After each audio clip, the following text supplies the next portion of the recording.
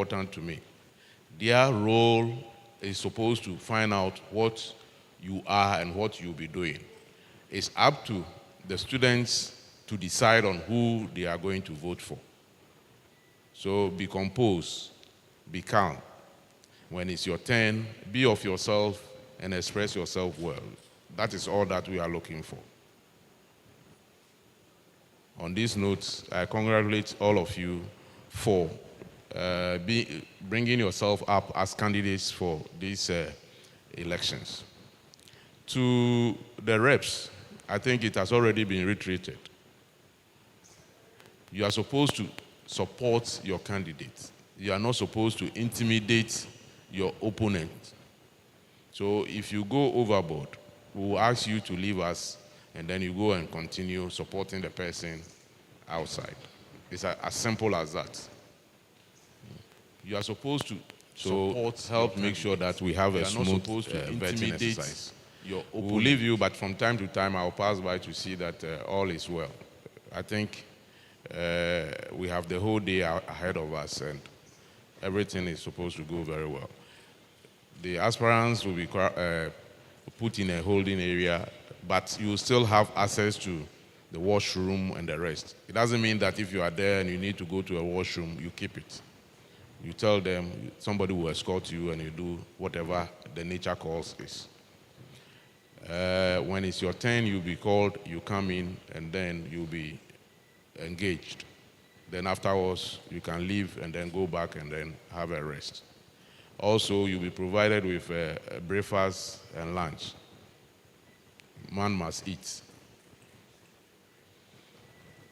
I think the same applies to the reps also, because you can't also stay here throughout the day without any meal. So the EC has made provision for all of you to have something to eat. Water is also provided. So I think on this note, I will say good luck to the aspirants, and then for the reps, please help us to have a smooth exercise. Thank you.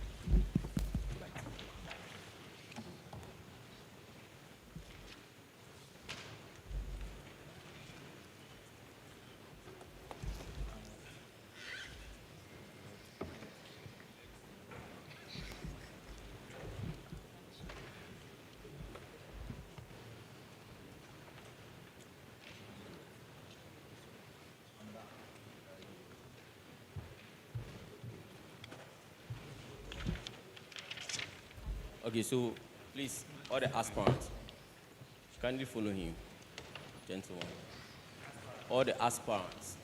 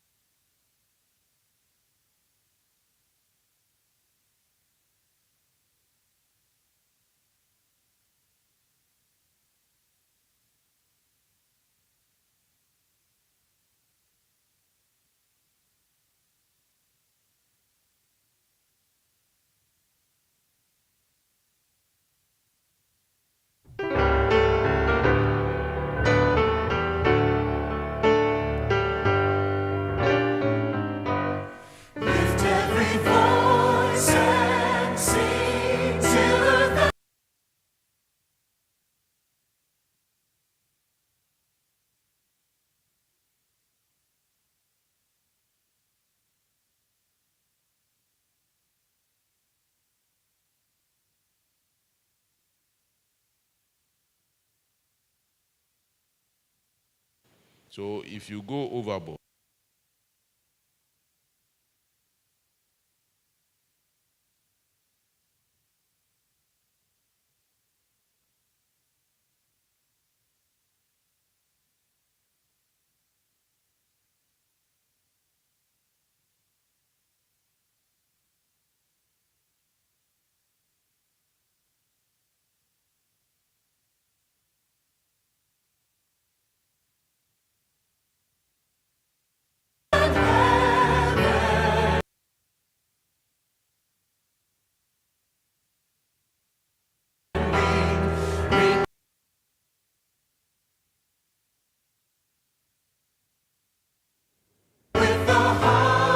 Hello, good morning, audience. Kindly give me your attention for a few minutes. Please, hope you can hear me right. Okay, so the proceedings will start as soon as possible. However, we would want to introduce ourselves since we are here to serve at the best interest of students like yourself. So myself addressing you, I'm in the person of Elton George from Pombodu, a third year LLB student, and I'm the chairperson for the vetting panel. So I'll pass on the mic to my other colleagues to also introduce themselves briefly. Good morning, everyone. My name is Michelle Kafui-Sosu. I'm a second-year Master of Architecture student, and yeah, it's nice to meet you all. I hope you enjoy the vetting. Thank you. My name is Peter Tondo, a city medical student, and you're all most welcome to this vetting. Thank you. Good morning, everyone. I'm Mavis Intim, a second-year agriculture student. Thank you.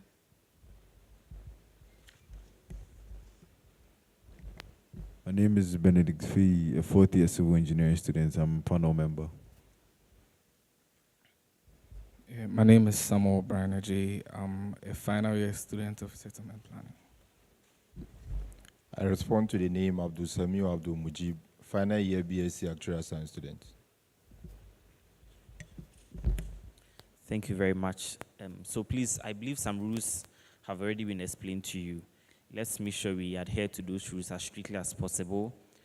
Less disturbance, if anything at all, no disturbance at all. Let's have a very smooth process.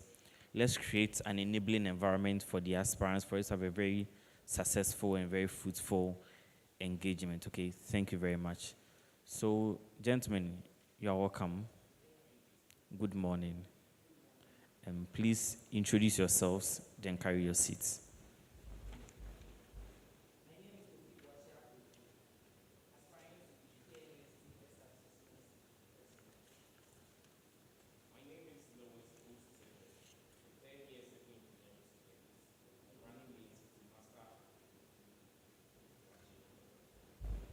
Thank you very much. Please carry your seats. So, running mates, what are you here for this morning?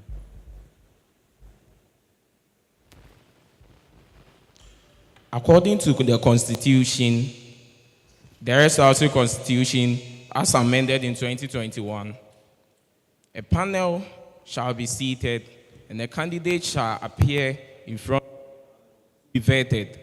And today, we are here to obey what's stated in the Constitution.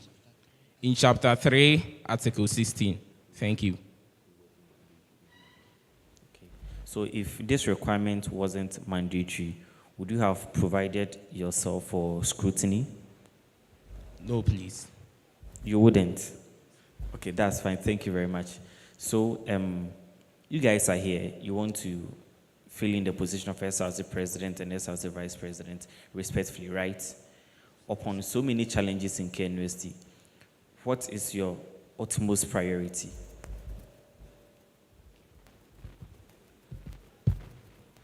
My utmost priority is mainly the welfare of students and narrowing down to the health issues of students. Kindly outline the problem and the solution. Thank you so much, Mr. Chairman. One key problem I have noticed in KNUST is how quickly we are able to respond to medical emergencies. KNUST is a growing community of learning and socialization. But amidst the hustle and bustle, we encounter medical emergencies. Now, Chairman, I don't want to take you so much back, but somewhere last year, there was a popular incident on campus about a lady that was traumatized and molested around the Ayediasi area. This lady was not able to be quickly rushed to the hospital, and the end result was no good. Just about 2 days ago, a similar instance occurred near Pajo Stadium, where another student was stabbed, and even students were calling for ambulance services, and none was available. It was at an odd hour. Students were even trying to order Bolt or Yango. They couldn't get one. Student tried to carry this person from as far as Pajo to the KNUST hospital. The solution? The solution to this problem is what I want to present to you as the KNUST SRC ambulance. This ambulance is supposed to be a rapid response to medical emergencies on campus. Okay, thank you. But lastly, per the problem or the scenario you created, don't you think the issue has to do with security more than rapid ambulance response? Because, hold on, because if you don't solve the security matter and you create ambulance that will carry students, then the roots of the problem is still existing. Thank you very much, Mr. Chairman. That is very true. So that is the first point I wanted to talk about. No, no, it's fine.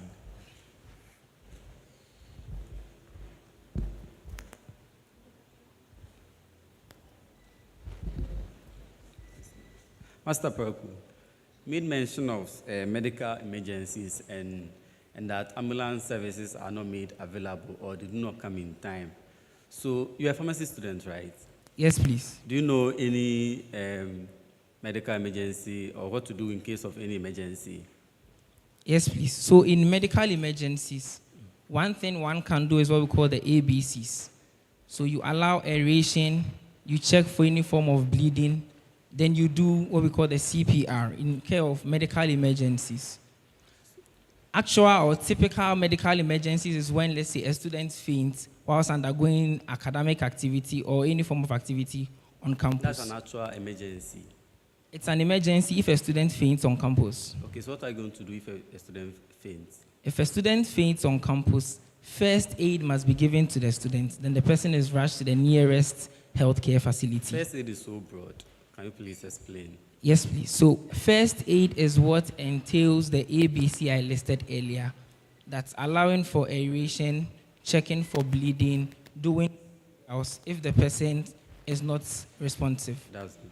Do you think KNUST as a community, we are all well-abreast with the emergency, how to cater for patient or student in case of emergency? Not entirely. I have personally initiated an initiative when I had the opportunity to serve as the vice president of the University Hall Katanga, where I organized first aid training for my residents. But I believe that Katanga is just a small community, or the University Hall Katanga is just a smaller community. So do you think KNUST has failed in that regard? We haven't failed, but I believe that there is more to do. Hello, Master Kofi Boache-Aproko. And please, are you aware that the university has a health and safety policy? Yes, please. Can you tell me about it? And if yes, can you relate it to your vision, which you talk about the ambulance and of the security? Thank you very much. So the health and safety policy is the policy that's supposed to ensure that students, staff, management, and all persons in the university are able to go about their university activities safe and sound. And this policy relates to my SRC ambulance policy in ensuring that in times of medical emergencies, there is assistance provided to students in such situations.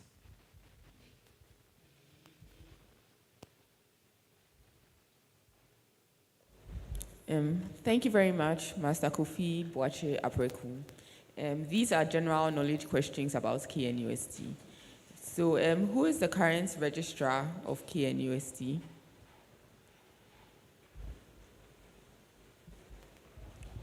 Mr. Andrews Akwesi Boateng. Okay, thank you. And how many colleges does KNUST currently have?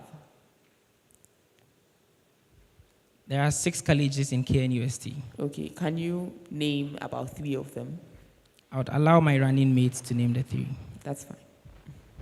Thank you, Mr. Kofi Boache Apreku. So we have College of Engineering, of which I'm part. We have College of Science, and have College of Health Sciences. Thank you very much. Thank you very much. Okay, Mr. Kofi Boache. So this morning I want to ask you, you keep on speaking about policies and what you want to do and all of that. Can I ask you, what is your temperament? As a leader, you should know your temperament. So what is your temperament? And how do you think your temperament is going to help you in your leadership style? Thank you very much, Mr. Chairman. I am a sanguine. And for a sanguine as I am, I have good interpersonal relationship with people. And I believe that to aspiring to be the next KNUST SRC president, I am going to deal with executives, students, and even management. So this temperament is going to help me relate well with the various stakeholders as far as this portfolio is concerned. Okay. Do you know the 4 P's of governance?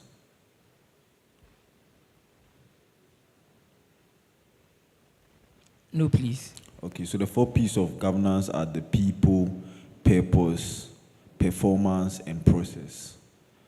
Thank you very much. And so, in regard to the people, if you are running for SRC president, everything that you are doing must be channeled toward the people. So, do you think that the policy that you are bringing, the ambulance, on this, we are 88,000 students, how do you think, or to what extent do you think that your policy affects the average KNUST students?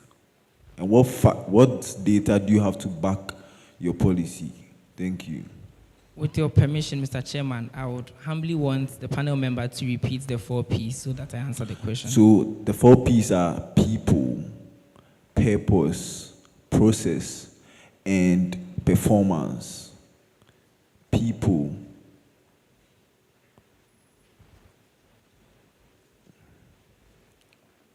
Okay.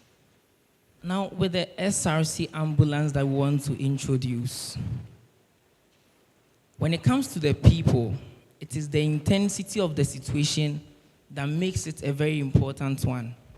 Because if medical emergencies happen and there is no rapid response team, we may end up losing that one life.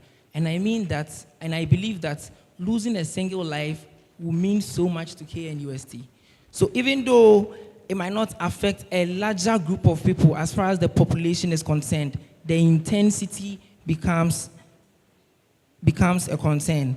And when it comes to the purpose is what I stated earlier as to it being able to support medical emergencies. And the process has to do with how it can be acquired and how it will be utilized by students. And its performance also has to do with proper utilization and awareness How creation. effective it is. Yes, please. All right. So you think, in your opinion, you think that you have enough data to back your policy, and you think it will be efficient and effective? Very well. Okay. Okay. So far, I've heard you speak a lot about the thought process and the values behind the policies you've made, but you've not spoken about the metrics you would use to evaluate the success of the policy. So how do you intend to carry about the policy of employing ambulances and things?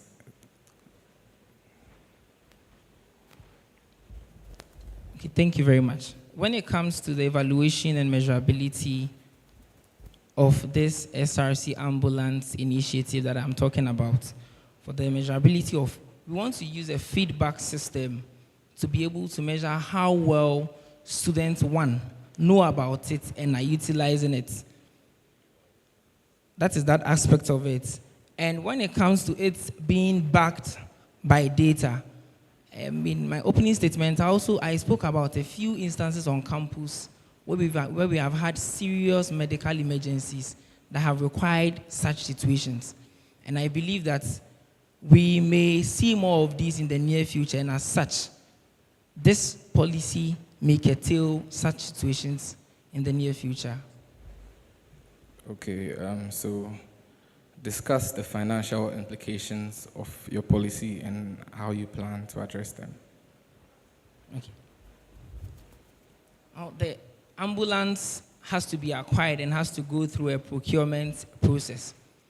With the cost implications from my researches, and since it's something that means so much to me, I came to realize that the ambulance may approximately cost about 300 to 400,000 cedis. And this will not only be secured using student funds, but we are also looking at other means of sponsorship and donors to be able to realize this initiative. Okay, thank you very much, Mr. Kofi Boakye. Before I start, I will be specific. I will not take the collaboration. Because if you are the president today and something happens, your vice presidential candidate will lead the administration, right? So, Mr. Kofi Boakye, how many policies do you have? We have put our policies into 4. In total, how many? In total, we have about 7 policies. So you don't know the number of policies you are bringing on board? How many policies do you have? 7. Can you mention 5 of them? Just mention them. So the SRC ambulance, we also want to advocate for the extension of security boats to off-campus. We also want to advocate for the repair of broken down shuttles at the maintenance yard to support the current shuttle system. We also want to advocate for the bringing back of SRC week celebrations. And lastly, the Jump the Trail initiative. Mr. Lewis, were you part of those who draft these policies? I can confidently say that yes. You are part? Yes, please. So kindly explain any 2 of them. Give me the rationale behind it, how to make it happen, and the purpose of it. Any 2. Just be brief. So what inspired Master Kofi Boakye and I to bring about this ambulance initiative is this. Last 3 weeks, after my 5 Sorry, I will not take that one because he has spoken so much about that one. So a different policy, just 2 different policies. Okay, so another policy we are bringing on board is the extension of motorbikes and security to off-campus. So just last year, the incident of the girl being molested. Please, go by the criteria. Why that policy and how you seek to achieve it? Simple. Just be brief. So the why is about improving security off campus. And how to attain it, we've made conversations with Commander Hammond from the Police General. Conversation in what capacity? Who are you to make that conversation as at that time that you made that conversation? We didn't make the conversations ourselves. We involved a third party of which we can't disclose their identity. But then upon further inquiries, we got to know that it is very feasible to attain these motorbikes to aid mobilization off campus. Most of the roads off campus are not well structured. So with the motorbikes, it will be very feasible to reach... Okay, to the next policy. Sure. So another key policy we are bringing on board, aside the security session, is the introduction of the boots. So another one is to aid security, but this time around, introduction of the boots will aid it more better. Yes, please. Please, that's what you can say about that policy, right? And another key policy, I was adding up to the security system, please. Another key policy I'll talk about is the Jump the Trail policy. So we realized that most of the students, after a long semester, show many courses which they need help in securing that, like they may pass the exams. But we as students leaders, department leaders, we sometimes find it difficult in organizing true support schemes to help these students pass their receipts. So please, since you are still diverting, how are you going to do that? Simple. So now, we are going to work with the school's academic board and coordinate with each of the department's academic board so that they will bring it down to them so that we can pay tutors, we can fund the accommodations, we can provide course materials for these tutors so that they can teach. Thank you very much. Mr. Kofi Boache, how many appointees do you intend to make your administration successful? How many? Just a number. About 35 appointees. I'm a statistics student. I want exact number. How many? 35 appointees. 35 appointees will be okay for you, right? Yes, please. Please, are you in touch with the current SRC administration? Do you know what goes in and out? Do you have any influence and outflows of the administration? Not directly with the SRC, but as someone who wants to also be an SRC president, I have been following keenly on matters that affect students as far as this SRC is kindly concerned. analyze an existing policy of the current administration by assessing its strength, weakness, criticize it, and tell us how you improve it. Please, I'm specific, so you don't need to.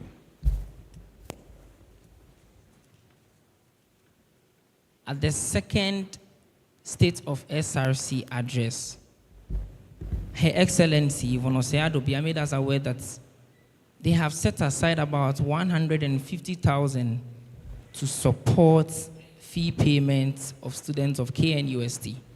That is in addition to the already existing KBN that we have. The strength, what I want to talk about is that it was very good because it helped a lot of students have the opportunity to take part in the then mid-semester and on the semester examination the first semester. But what we have to take note is that we already have an existing fund that takes care of issues like this. So if we have another administration that doesn't want to set aside funds like this, what happens to our students? And that is why we want to do the expansion of the KBN, that is the fund itself, so that it becomes a permanent and long-lasting solution to helping students settle their bills. Okay, thank you very much. So you've been the vice president to Katanga, right? The University Hall, yes, please. Yes, so in 5 years to come, when maybe my brother comes to Katanga, how will he be able to remember that you were once the vice president? Thank you so much. As vice president of the University Hall Katanga, after I had previously served as their Knust Src. As their Knust Src, I was part of the General Assembly in the 2021 administration that first donated first aid boxes. Please, just the vice president, just be quick. What will let me know that you were once the vice president of Katanga? That's all. Okay.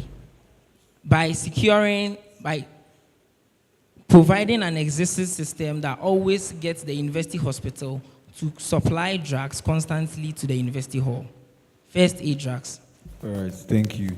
Kofi Boache and Mr. Lewis, do you have personal values? What are your personal values?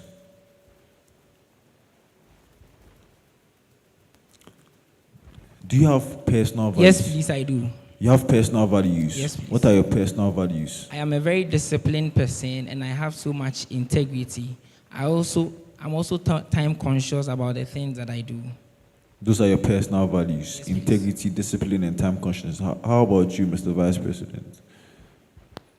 I am very dedicated and a high team member. And a what? High team player member. High team player. Okay, what's that supposed to mean? So I'm able to coordinate well with people in executing their duties. Okay, so based on the two personal, things you have said about yourselves, how do you think the two of you can align your interests to work together? Because bear in mind, people have two different ideologies, two different working systems. So how do you think you are going to incorporate to give a functioning SRC?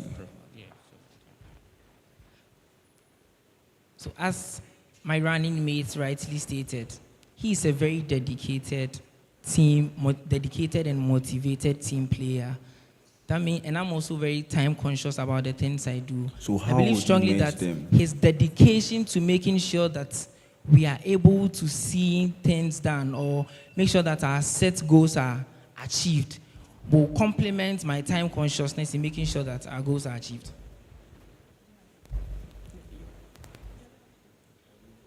Okay, Mr. Kofi Boachia-Perku. So I stand to be corrected. In your earlier submission, you said that you're actually in here because of the mandatory requirement that the SRC Constitution states, right? Yes, please. Okay. My running mate did say that. My question is, what informed your decision to run this office? Is it because of money or power? Thank you very much, Mr. Chairman. What motivated me to run for this position is my strong passion for leadership and service. It's my strong passion for leadership and service and nothing else. Okay, thank you. Mr. Vice President, please, can you walk us through the core values of the KNUST? Core values. Since this is not about money and power, then there are obviously some core values that you're actually aiming at. So kindly walk us through the core values of KNUST. Thank you. Thank you. I will start with the leadership in innovation and technology. I'll move on to the culture, excellence, and then I'll move on to diversity and equal opportunity for all the students in this school. So I want to ask you some questions about the Constitution. How often shall the entire SRC meet according to the Constitution? The Chair, can you please repeat the question? How often shall the entire SRC meet? The beginning and the end of every semester, the Chair. Are you lying to us? No, please. That's not true. I stand to be corrected, Chair. Okay. So apart from the KNUST main campus, how many campuses do you know? Please. How many? Please, mine. Okay, yeah. I know of number. About 4 other campuses. About number. Four other campuses. Are you lying to us? No, please. How many have you been to? How many campuses have you been to? Okay, I've been to the Obuasi campus. I've been to the Konfanochi Teaching Hospital where we have health science students. Okay. There's also Thank you very much. I'm there and I'm interested at things that goes on at Konfanochi. Do you know any problems you are facing there? Yes, please. Please tell us. And what have you done about the problems? So actually, the issue started last year when I was a parliamentarian. And the students at the Konfanochi Teaching Hospital were having issues with Wi-Fi connections, in addition to their new utility payment schedule. You know, Konfanochi Teaching Hospital is regarded as a traditional hall. I mean, the 4 hostels there. But for the last 2 years, students are being billed separately for their utilities. And in my time as a parliamentarian, we actually spoke to management about that issue. And I believe that conversations are still ongoing concerning a reduction in their utility issues. And the Wi-Fi issues, part of it was fixed, but we realized that there's still a persistent one at particularly Valco Hostel. Thank you very much. You're welcome. I have one question for you. Are you familiar with the vision and mission of KNUST? Yes, please. You are familiar with them, like very well? Yes, please. Okay, sure. So how do your policies align with these, the vision and mission of KNUST? Yeah, how are they aligned? Thank you. The division of KNUST is to advance as the premier science and technology university in Ghana and become one of the top 10 universities in Africa. I believe strongly that my policies are such that they are supposed to well equip our students in all endeavors of their academic life. And as such, it is going to give a facelift to KNUST in general. Now, the how is the mission. Now, KNUST also wants to do this through the creation of relevant researchers, entrepreneurship training, and quality teaching. I believe strongly that if there is quality teaching and entrepreneurship training for students, it is once again going to aid the need to become one of the top 10 universities in Africa, as our vision demands. Mr. Kofi Boache, thank you very much for coming here. You have 1 minute at most to address students of K University.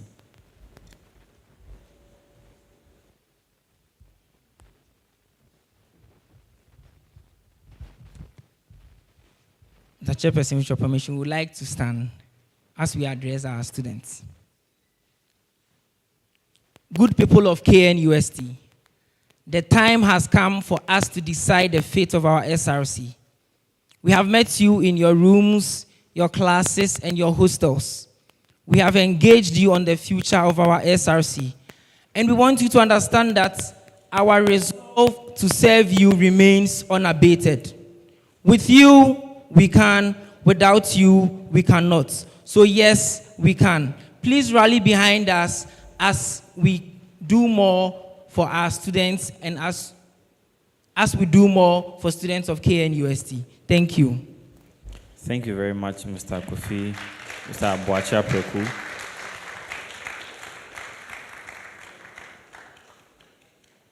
It's been a pleasure interacting with you, and all the best, okay? You are dismissed.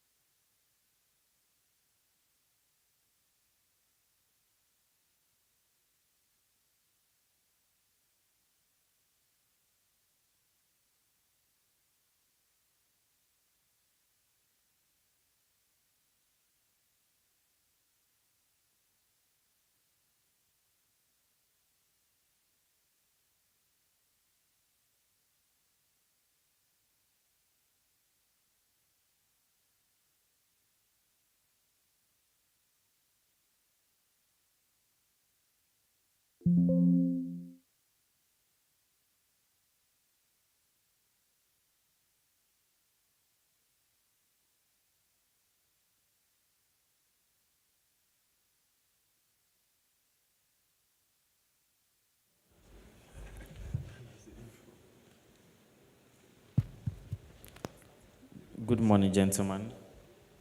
Kindly introduce yourself to the panel and students of K University. Then you carry your seats. My name is Reginald Jojo Jira, a computer engineering student in second year. I'm aspiring to be the next SRC president. My name is Archibald Kumiado, Reginald's running mate. Thank you.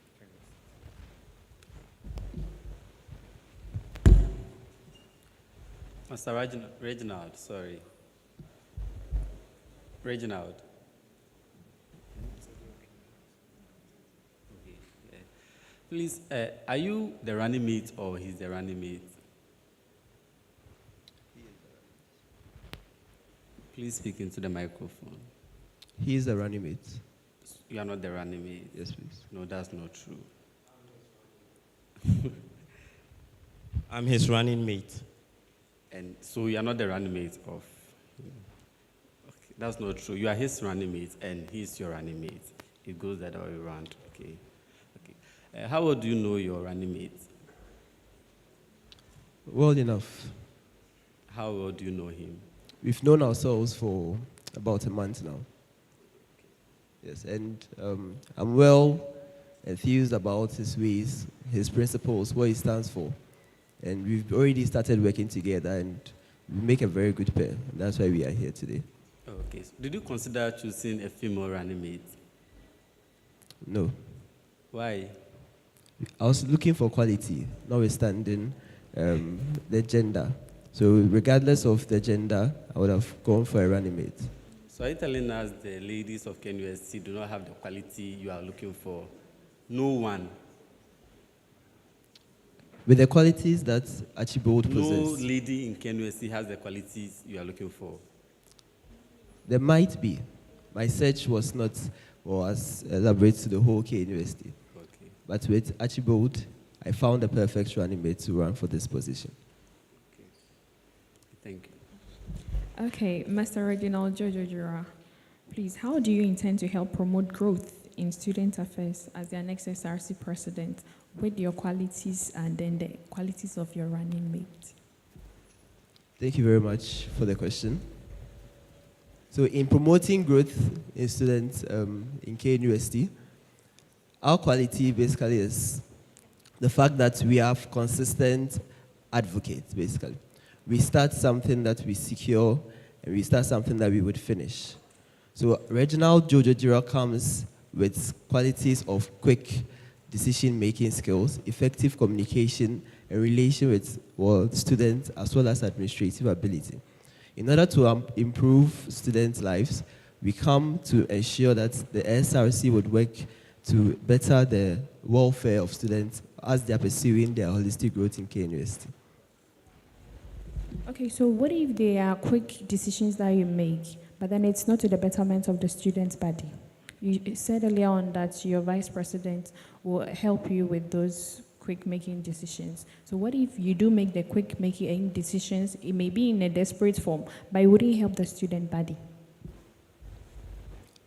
Every decision my running mates and I make ensure that they are of good quality. If they are not helping the students and populace, we will not make it in the first place. So. Okay. Reginald, how well do you know KNUST?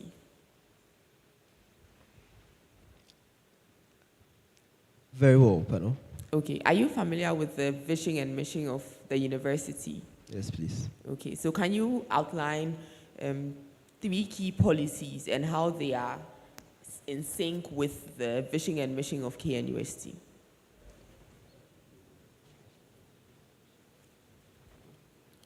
So a key policy of ours basically is the entrepreneurship or showdown and summit that we would bring about.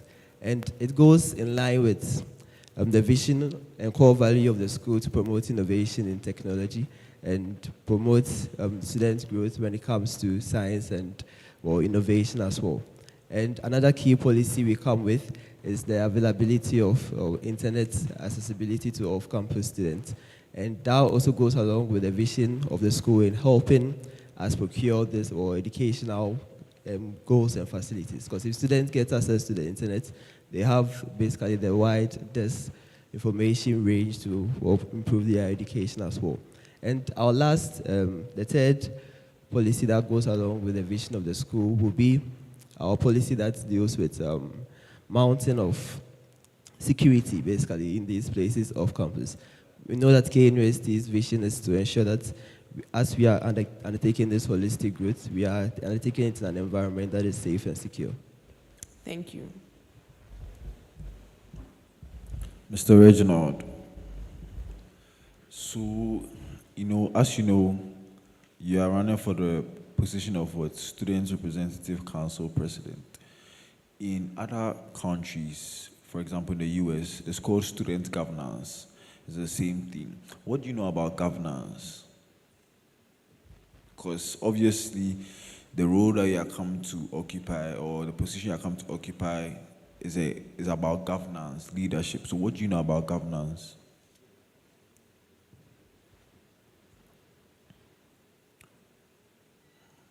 Okay, so if you don't know anything, just say you don't know, so we move on. Oh, we know. Because you are working with time. Sure. Governance in itself means guiding and leading a group of an institution or a nation, basically, to reach a desired shared set goals. So if it's not a nation, it's not governance? I said a group of people or a nation. Or a nation specifically?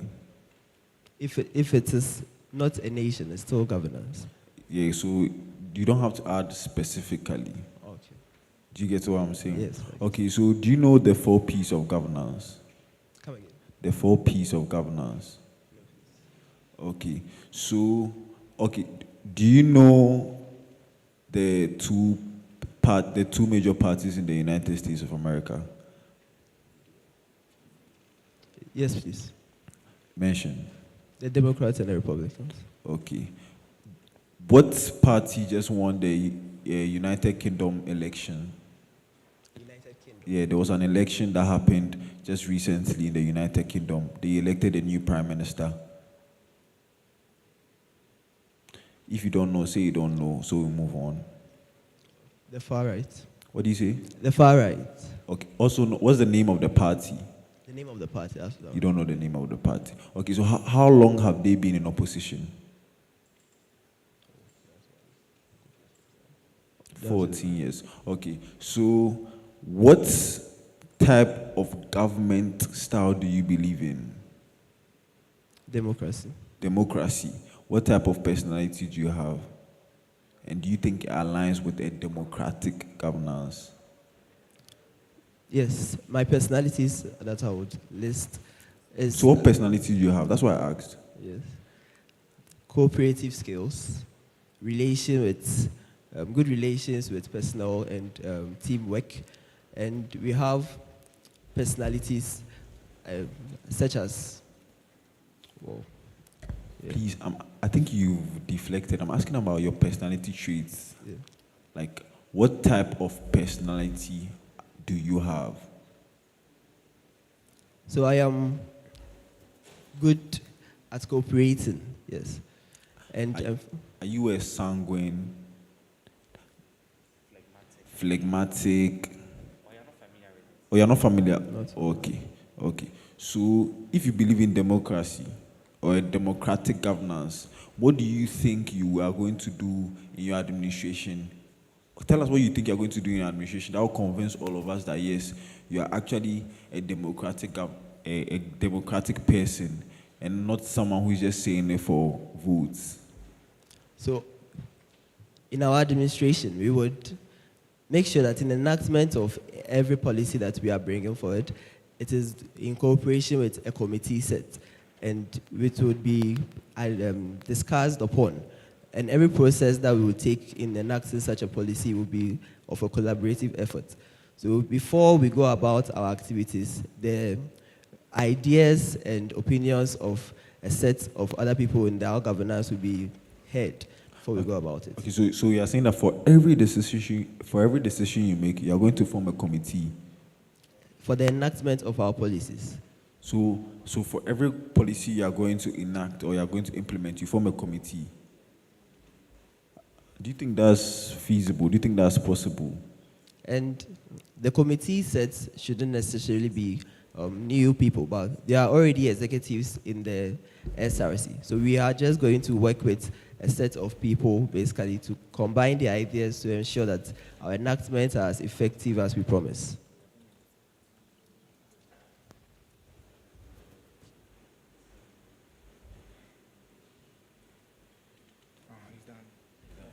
Okay, so you talked about the Cloud Ghana initiative, and I'm sure you've done all the needed assessments and investigations you need in order to put this policy in place. I wanted to know what are the potential unintended consequences of your policy? So with the Cloud Ghana initiative, as you said, an unintended cause or effect would be the fact that we might hit a barrier that would elevate the prices that students pay for Wi-Fi or Cloud Ghana services. Yeah. Okay. What metrics would you use to evaluate the success of your policy? The metric I would use to evaluate is the number of students, basically, who would be able to have easy accessibility to internet services off campus. Okay. Mr. Jojo, the microphone to your running mate. Please, how many policies do you have? 4, please. 4. What are the 4 factors? major policies, please. What are the factors you considered before bringing out such policies? Any 3 factors? Just state them. Sure. So, first of all, we took into consideration the plight and challenges that students face. For example, security. That's all. Plight and so the next factor that you considered. The second factor is we took into consideration the welfare of every student in KNST, because as the SRC, we are the mouthpiece of the students. Please, I don't need explanation. Just the factors. List them, then we go. Okay. And the final one is we took into account the budget or the finances that will be put in place for these policies to be enacted. When you are voted into power, are you going to advocate for these policies or you are going to get them done? Well, there is going to be advocacy and there is going to be work that's done. So what if you advocate and the authorities don't support your policies? What will you do? Okay. So what will be the next step? All these policies, maybe the school authority said, no, we have it in place already. What will you do? We are going to make a very strong case to them that these policies are for the You've betterment. done everything, they are rejecting it. What will you do? What will be your next step? Okay, to the next question. Do you think the vice presidential position is important? Yes, please. Why? Because the position of the vice president is why is it important? Why? Why is it important? One of the duties of the vice president is that you act as the president in his absence. So if throughout the administration the president is present, you are not relevant? No, please. Are you relevant or not? If the president will be available throughout your administration, will you be relevant? Yes, please, I'll be relevant. In what way? Because one of my duties is to also chair the student academic board. Where did you get that duty? The Constitution or where? Yes, please. Which part of the Constitution? I've forgotten, please. You forgotten, but you saw it there, but you forgotten. Yes, please. Okay, now to Jojo. And please, how many appointees do you intend to work with if you are voted into power? How many? A number? 24. 24 appointees. Yes. That's good. So what does it mean to be the president of KNUST? The SRC president of KNUST. What does it mean? It means you are the chief spokesperson of all the student affairs. Okay, thank you very much. Okay, Reginald, please pay attention. One of the biggest challenges in KNUST has to do with accommodation, prices of hostels. It's always escalating. What do you think is the problem? How do you intend to solve it? The problem, the solution, or the cause. Of course, I've outlined the problem. So the cause, the solution.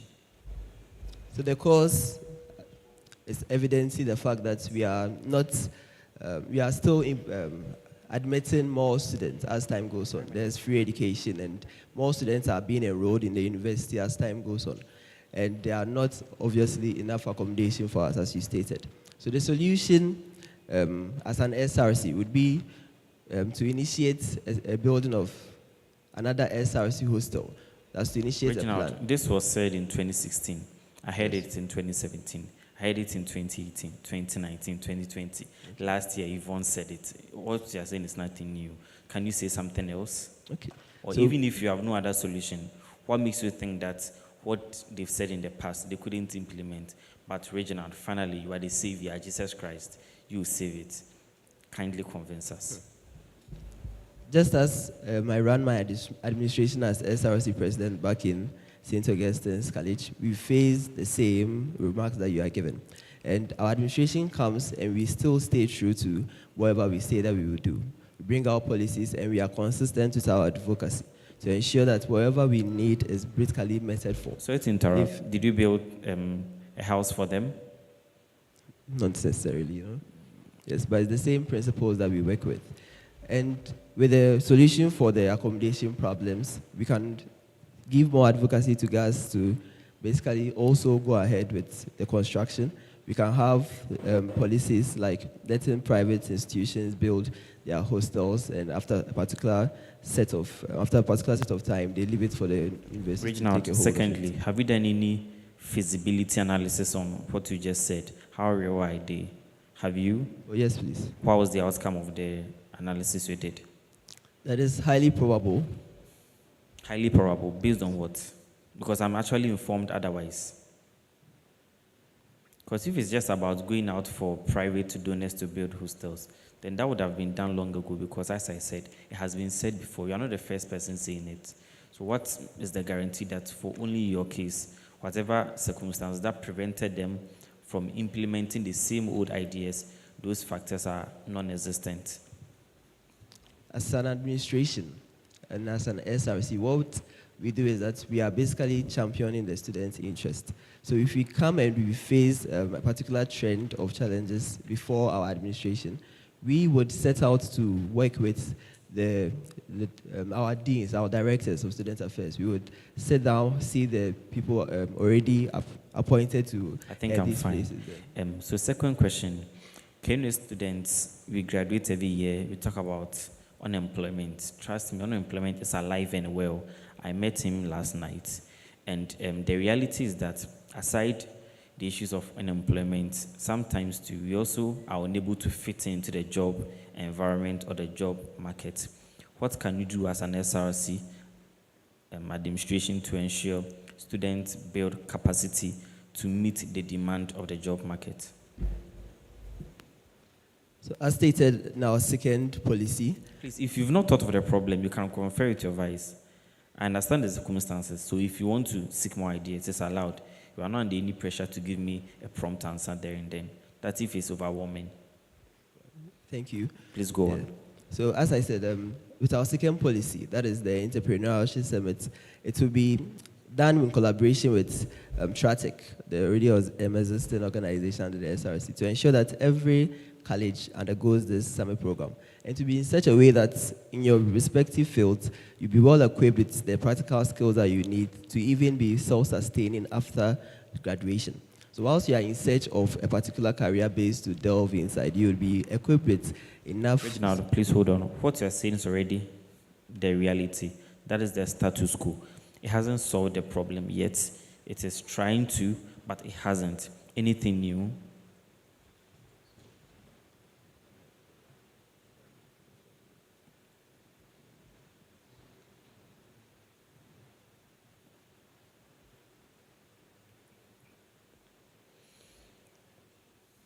Respectfully, we are waiting. Okay, I think we can move. Okay, you have an answer? Yes. Please go on. Okay.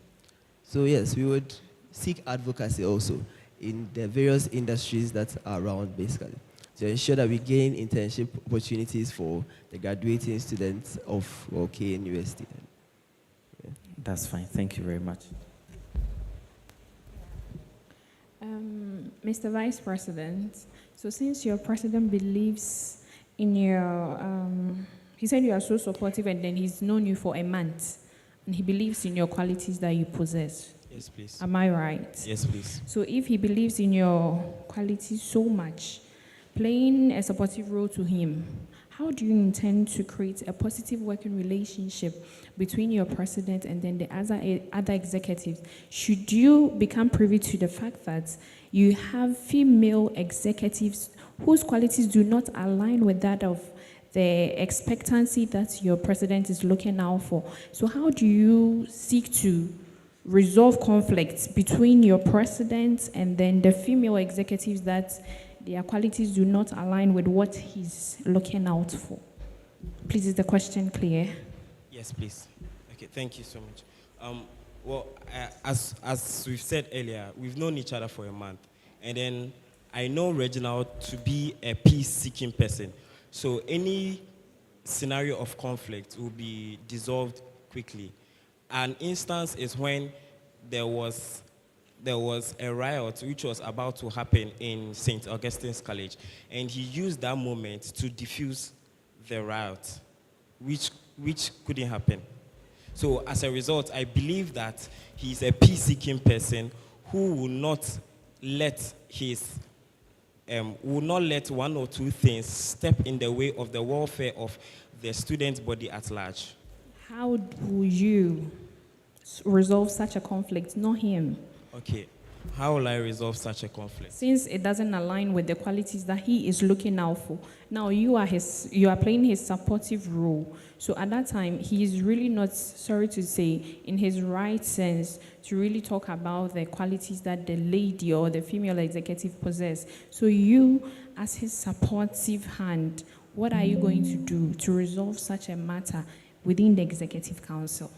Okay, I think in most scenarios, most situations can be resolved through communication. So it's just a matter of communication between me and my president. And to let him know that we need to set our differences aside. He needs to set his differences with the said female executive aside and focus on the welfare and well-being of the student's body at large.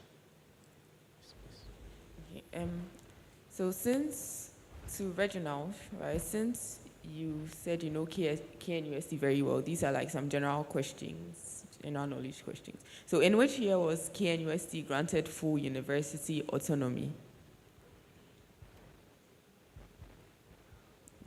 Should I move on? Okay, and how many colleges are in KNUST? 6 colleges. Okay, and which of them do you belong? The College of Engineering.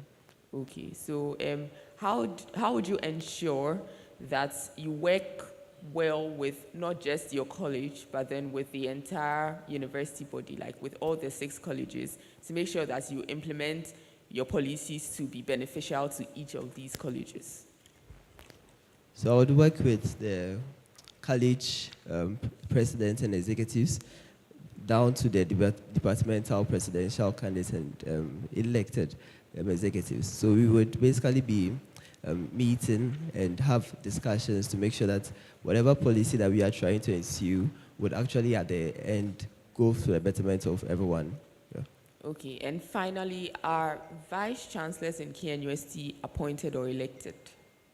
They're elected. Okay, what about pro vice chancellors?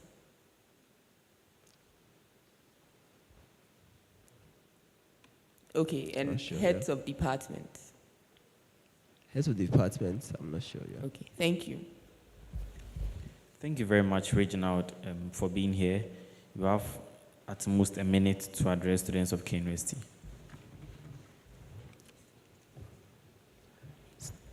You can be on your feet if you want to. So Reginald Jojo Jira is here before you today, student of KNUST. The Ray of Hope vision is basically a new chapter that we must all open up to. I'm here to state and show you that you are actually verified. We are able and ready to come and save you in this new chapter, where each and every one of you are available to taste the sugars this tertiary institution has to offer. I am Reginald Jojo Jira, and I'm proud to serve.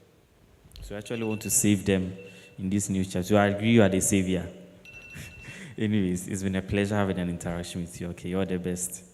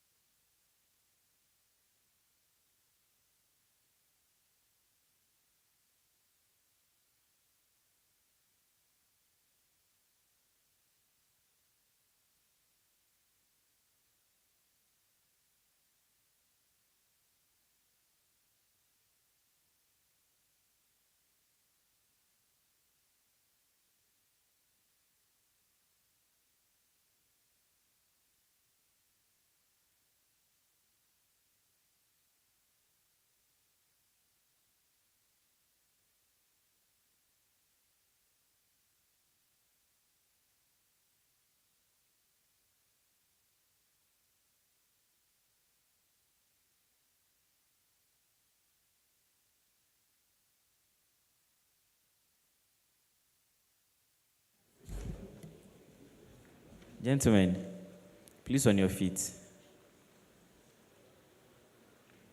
The last I checked, I didn't offer you a seat, but you've sat down. Anyways, good morning. How are you? Great. Oh yes, you have the microphone. So please introduce yourselves to students of KNUST. Then you can carry your seat afterwards. All right. My name is Odame Awao, an SRC presidential candidate. I am from the College of Humanities and Social Sciences, to be precise, the Faculty of Social Science from the Political Science and History Department, third year. I'm Osei Dixon. I'm a third year computer science student, and then I present myself as the running mate for Odame Awao in this year's presidential race.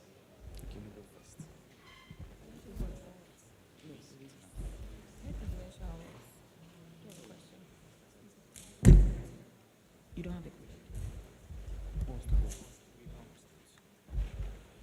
You are welcome, Mr. Odame Awao. Thank you, Honorable. Yes. You want to be the SRC president, right? Yes, please.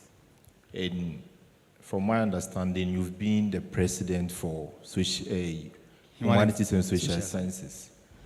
So right now, the next generation to come, how will they be able to know that there was once a president called Odame Awao? All right, thank you so much, Honorable, for this question. One thing I believe in as a student leader or as a student activist. If you can just give me one thing. I did this, so when they come, do you remember? All right, so currently when I assume office as a college president, I realized we promised our people one faculty, one project. And currently we have installed sockets at all the sitting areas at our faculty.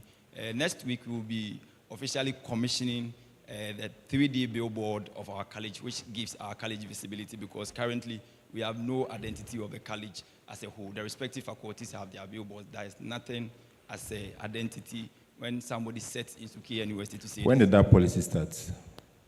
The billboard policy that you are saying, when did it start? It's actually a project, not a yes, a that's policy. what I said, when did it start? Well, no project takes time.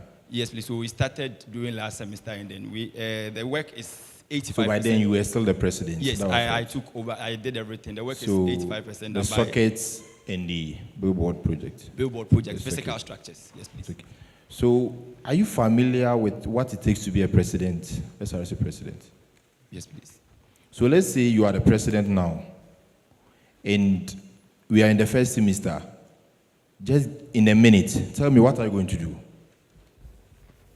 Please, can you come over with I said you are the SRC president now, and we've started the next academic year. In the first semester, what are you going to do? Thank you so much. One thing I believe in is to be an active listener as a student leader, and it's the same thing I did at the College of Humanities and Social Sciences. All projects and programs that were even organized at my college were through active listening to my people. So this thing I'm talking about, the socket installation, the billboard, and these things were through active listening. You are referring me back. So becoming the SRC president, I'm also going to provide them the same thing, being that a president who is actively listening to the people. And through that, we'll be able to provide whatsoever is necessary to the people at that time within the first semester. Okay, so how many policies do you have? I have 5 policies. 5? Yes, please. So what are the factors that you considered before bringing up such policies? The factors I considered personally was to make impact, because I also checked. Please, factors, 1, 2, 3, All then right. go. So the factor is the tenure of office, which is 8 months. And then the second factor is to also make positive impact, but not bring a lot of policies, which are not sometimes even feasible. So looking at the time frame I have to be a president, and also the impact I can make within that short frame of time. These are the factors I consider to choose just 5. So you didn't involve any students at any level when you were drafting your policies? Oh, yes. This policy I'm talking about was not even drafted by me myself. We went around through our campaign messages to take Thank you very forms much. from people. What's the difference between misappropriation of fund and embezzlement of fund? All right. Misappropriation of funds is where you don't use the funds appropriately. Like you use the. You are still using my word. Use them for the in a wrong way. Like, let's say, for instance, you are supposed to use the fund to, let's say, acquire a shuttle. I'll come to that. You just give me the difference. Embezzlement, Embezzlement, but embezzlement is misappropriation. actually stealing the funds. You use it. You take them away, like, or for your personal gains. But So, misappropriation is using for them. your 3 years stay, have you seen any of the situation in the school before? For my 3 years stay, in a school? Yes, Is it in please. terms of management or student leadership? Any aspect. For me personally, I have not had that So experience. you've not had any experience of it. I had an issue of embezzlement of fund that is under the Abua regional-led administration, but I don't have much information about it as to whether it was indeed an embezzlement issue or this is what actually I had. So I don't have much information about that. That is why I say I have not experienced such. Okay, now to your running mate, Mr. Dixon. Mr. Dixon, how are you? I'm doing well, sir. Please, can you tell me your weakness? My weakness as an individual has to do with the fact that I cannot work effectively, mostly under pressure, because under pressure I sometimes tend to make mistakes. And so I mostly play a team player so that people will always be around me to support me whenever I find myself in that circumstance. And so I like to delegate tasks so that I wouldn't be caught up in Okay, pressure. thank you very much. The next thing is, from my point of view, I'm saying you are not a consistent person. You are today this, tomorrow that. You change colors at any time. My reason being that you were running for the office of president, right? Yes, that's true. So why the sudden change to vice someone? Does it mean you don't have any vision? You are just, All right, so I'm very passionate about the interests of students and considering the kind of advocacy work I've been doing so far. And then the presidential candidate, Odami Awao, is also passionate about the welfare of students. He donated 10,000 of his administration money to pay for the fees of students when they were being sacked from office or when they were being sacked from the examination hall. As such, I thought it is ideal that if you combined our forces, that is my ability to advocate for the students and then his interest or how passionate he is about the welfare of students, we can make a very large impact. Okay, thank you. So that's the reason why you decided not to run for the presidency again. So it means your vision wasn't that static something. At a point you can change. So even right now you are the vice president. Something might come up, then you resign and go for something else. That's what you want to tell me. Oh, no, please. No, from what you just done, that's what it means. I said... At a point you can just leave the vice president of the SRC and go for something else. Yeah, I mean, if we share the same interests, if you share the same visions... So it means if something comes up, after you being in office and you see that this one aligns with your vision and mission, you will leave the SRC presidency, then go somewhere. Of course not. I believe I can do whatever I want to do after my tenure as SRC vice president, and so that would have to be on pause. So why didn't you stand on your decision to run for the office of the president? Yes, like I said, I believe that when we combined our advocacy skills, that's from my side, and then how passionate he is about the welfare of students, we can make a larger impact, and then I think we are stronger together. Okay, so what problem do you see? What will be your first and foremost problem that you seek to address as an administration?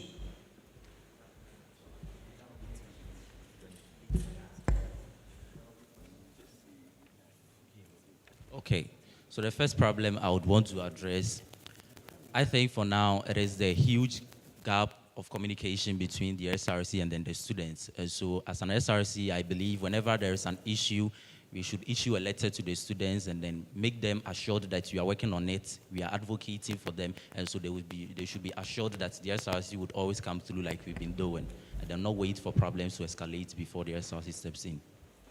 All right, thank you. So, all right, so I want it to be an interaction, brief, precise, concise. Do you think that the role of the SRC president is relevant? The office of the SRC president, do you think it's a relevant position in recent times? Before I even say anything, the answer is a big yes with capital letters. Because as an institution, it cannot be run by just management. Because management are our parents. And even when we go back to the home setting, our parents sometimes consult the children in terms of decision making. So now, if the management exists without the student's representative, it's actually going to do things in their favor, which not necessarily to disadvantage them, but they do not know the needs of students. Because I believe our mother, the Professor Mrs. Akosia Dixon, cannot come down to the students to listen to them individually, their grievances. All right. But the SRC president can get this done. Thank you. So, what do you think? What do you think governance is about? Because as I said, in other countries, student representative council is also student government. And you know, government is not just you feeling like you want to run for SRC president, or you think people know you, so you go and run for SRC president. There are things that, you know, there are processes that you go through. So what do you know about government, and how do you think your knowledge about government is going to help you be an effective SRC president? Thank you. So I'm drawing my inspiration from my SHS knowledge on government. I did government in SHS. Okay. So I was taught by my SHS teacher that... Just make it brief, please. Yes. Yeah. So government is all about the running of the day-to-day administration or the affairs of individuals. So the government, as students' government, as rightly said, is going to be, we are going to spearhead anything that has got to do with the concerns of students. And this thing cannot just be done by an individual who just wake up and they say, I want to spearhead. You have to be somebody who understands the concerns of the people, who understands the system very well, because there are some of students' grievances which cannot just be achieved or which are not even feasible easily. You must adapt to the system, understand things that can actually, how to even properly communicate on behalf of the people. Okay. So what's your flagship policy? What's your flagship policy? My flagship policy is to offer students the opportunity to work and study at the same time. So, okay. Yours is work and study. Yes, please. So make a smart analysis on work and study.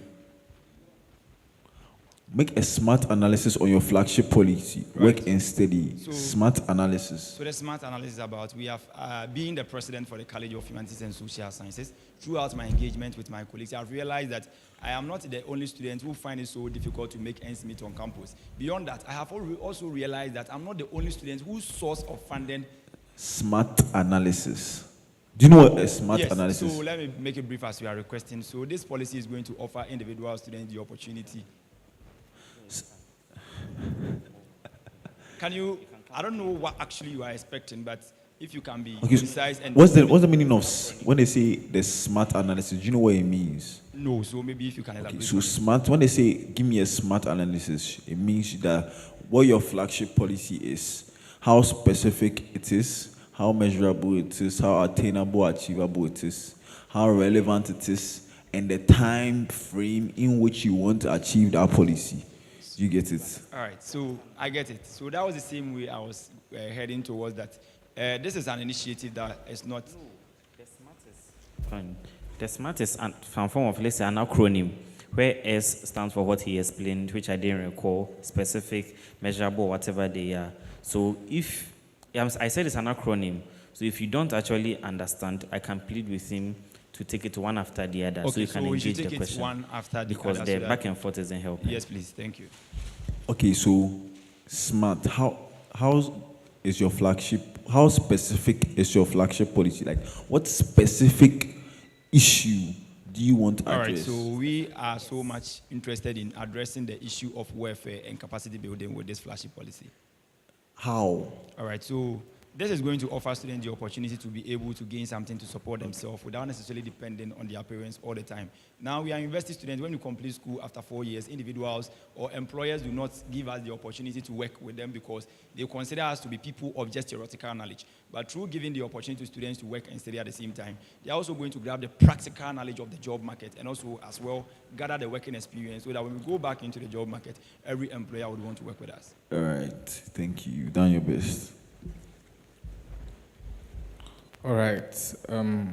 I'm seeing something about the provision of free shuttle system on Obuasi campus and enhancement of shuttle system on main campus and provision of shade at necessary bus stops. Can you elaborate on that point? Okay, thank you so much. When we go to Obuasi campus, our students, unlike main campus where students just patronize shuttle free of charge, but our Obuasi campus has their hostels very distant from the school. For instance, if you are moving from the main campus to a hostel like Lemens, the South Hostel, Karim, and those stuff, it could take you like 40 minutes drive.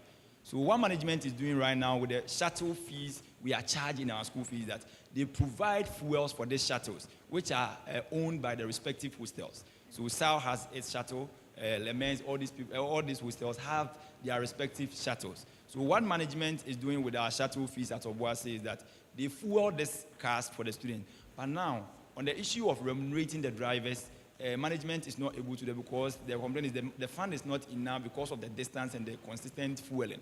So students are being charged a fee whenever they are patronizing the shuttle from the hostel to campus, which is currently 3 cities from whichever hostel you are moving to campus, which is so, listening to the concerns of Obuasi campus, they usually tell me that, imagine I have exams within a week, and that's the whole week, I don't have anything at all. That means I cannot move to campus because the drive alone is 40 minutes. So if we have to calculate it in terms of walking, it's not easy. So what we are proposing to the people is that now we are going to engage with management, the Obuasi coordinating dean, with together with main campus authorities to see how best we can alleviate this initiative of demanding money from the student to board the shuttle, which does not mean that we are not going to allow them to pay. But this time around, it's going to be an indirect way. One, if we can afford as an SRC to absorb these 3 cities that they pay independently and then take care of that cost to pay the drivers, we will do it independently. But if we cannot do it when the fund, the money involved is too huge, we will strike it in terms of percentages. Then we allow our students to pay a percentage. For instance, maybe the SRC will take care of the 50%, and then the students will take care of 50%, which will not be demanded from them when boarding the shuttle. But it will attract a little bit increment in their shuttle fee, in their school fees. You get it? Now, when we come to main campus, to regulating of the shuttle system, is it okay? All right. Okay. Please. Master Awa, boss, how many campuses do you know apart from the main campus? I know of Obuasi campus. How many? Is that? How many campuses? Number? Okay, I know of 3. 3? Yes. That's not true. That's how many do you know? How many do you know? I know of one existing at Confanochi, which is for the health. Have you been there before? Is that? Have you been there? Yes, once. And do you know any issues? Yes, please. Issues with the Wi-Fi system over there is very bad. And what have you, or what has been done about it? Okay, so one thing we did, as I said, I'm the immediate past president of College of Humanities and Social Sciences. When Yvonne, current president, raised the concern that we should rather introduce a 10 gig, we should add 5 gig to additional 5 gig that we have, which is going to make it 10 gig. We said, yes, Madam President, this is a very good initiative, but at the moment, even the Wi-Fi system is not really strong, and then we raised this typical example from our Confanochi institution that she should rather focus the energy into our Wi-Fi system, emphasizing on this so place. What did you do specifically? Specifically, we advocated that these places, the Wi-Fi system be improved, where they maintain the Wi-Fi, where they are not sometimes, they are not even enough over there. So they should provide additional ones if necessary. If not, the ones that are already existing, some of them are not functioning. So they should try to at least improve upon them so that students will be able to benefit from them. Okay, thank you. I want to ask you one question about the Constitution. How many times shall the SRC meet in an academic year? I'm sorry to say, but the SRC is a body which comprises of 3 arms. How many times? That is why I want you to be specific with which arm of the government, which arm of the SRC, because the SRC Parliamentary Council has its different meetings, the Executive Council has these different meetings, and as well as the Judicial Council. So if you'll be able to tell me the specific arm which meets, I'll be so grateful. I don't have any. All right, thank you.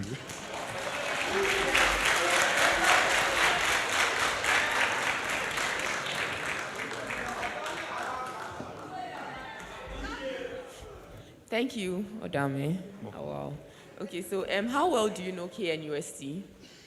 I have known KNUST for, let's say, about 3 years now.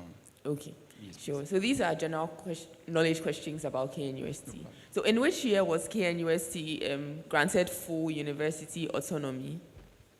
Can you come over your question again? In which year was KNUST granted full university autonomy?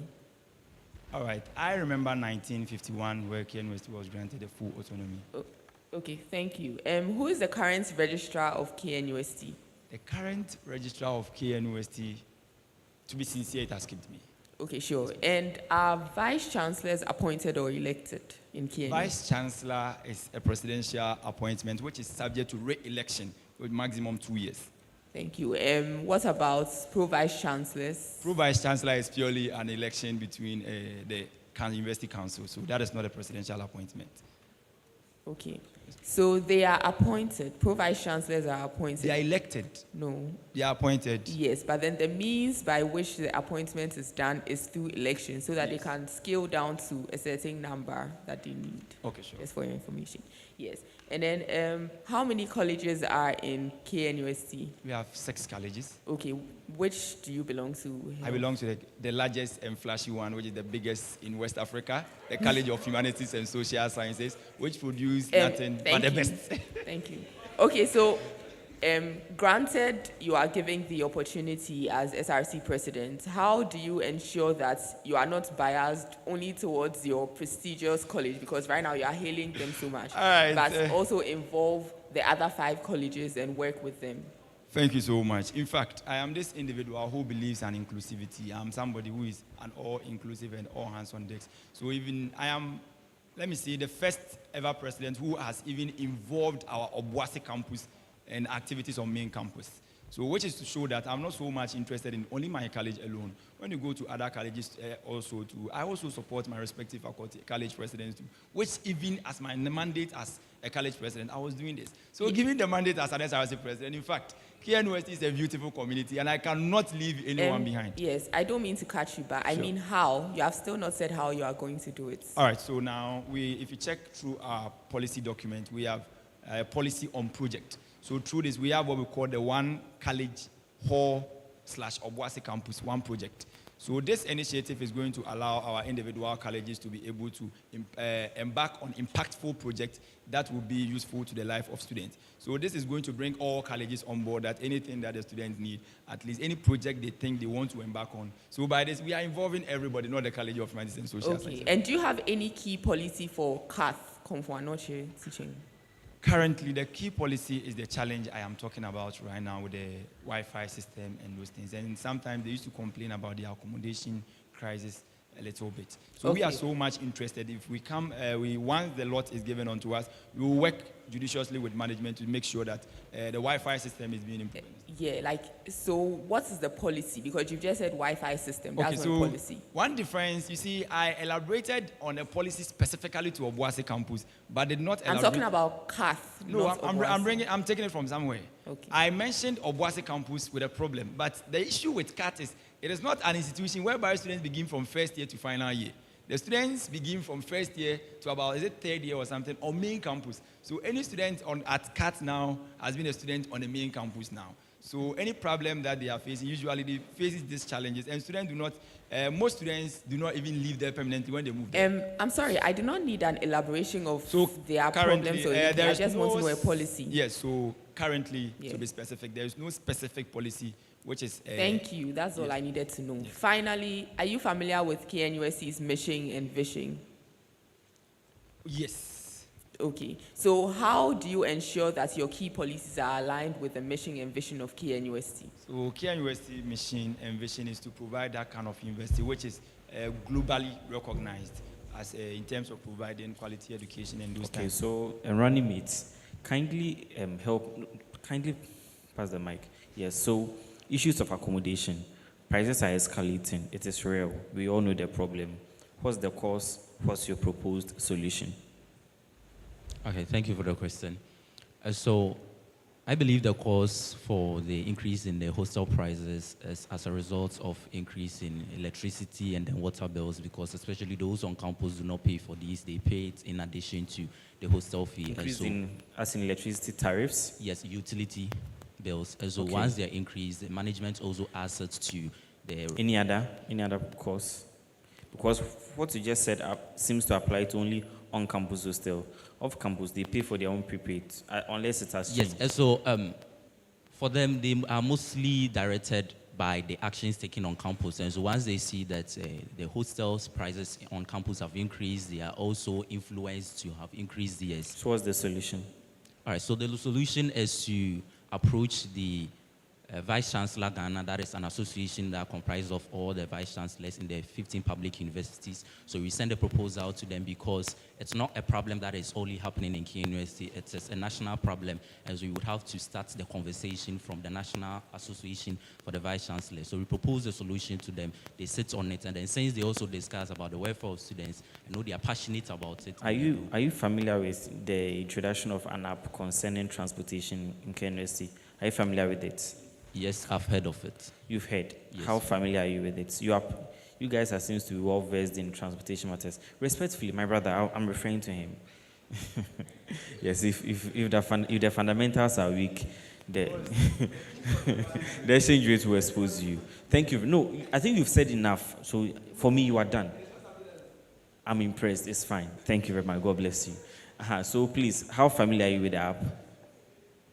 Well, I think the app is still under development because I personally Do you have any haven't- idea of the Yes, mechanisms involved, how the app is going to function? Yes, it is going to track the exact location of the shuttle in real time and then also predict whether the shuttle is full or not. But then I believe as a university, it should have gone through the UITS. I think fine. an external... Lastly, what can you do regarding capacity building for Kenya University students? Capacity building. If you don't understand, I will explain. If you don't understand, I'm willing to explain. Please explain. So in terms of students acquiring skills and making themselves relevant and well-equipped for the job markets out there, that's what I mean by capacity. All right, so my presidential candidate has already explained this flashy policy, that is the work and study. And so through the work and study, the students get to work for some hours, earn them for themselves, and then also earn the job market experience and skills, therefore improving upon their capacity building. Okay, so my last question for you. My able vice president. But then if he's not able to answer you, I'll consider you helping him. So I don't know if you've realized this, but then on campus, things tend to be more expensive on campus as compared to off campus. So in your capacity as SRC vice president, what do you think you can do to curb the problem that has been persisting on campus for some time now? Okay, I think we should start the conversation from finding the root cause of why we have campus commodities at higher prices. And so once we find the root cause, and then we listen to the vendor side of the story as well, I believe we can both find a trend and then hit the solution from there. All right. Mr. Damiawa, finally, how many appointees will you work with when you are voted into power? Will I work with? Yes, how many number? All right, so I will not be able to, for every appointment of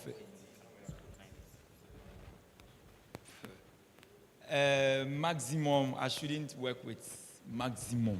In case things elapse and things maximum, I shouldn't work with 50 people. I shouldn't work with more than 50 people. Maximum 50. All right. Please, before you leave, kindly tender in your CV. We will want to assess it. And you have a minute to address KNUC. Your CV, please.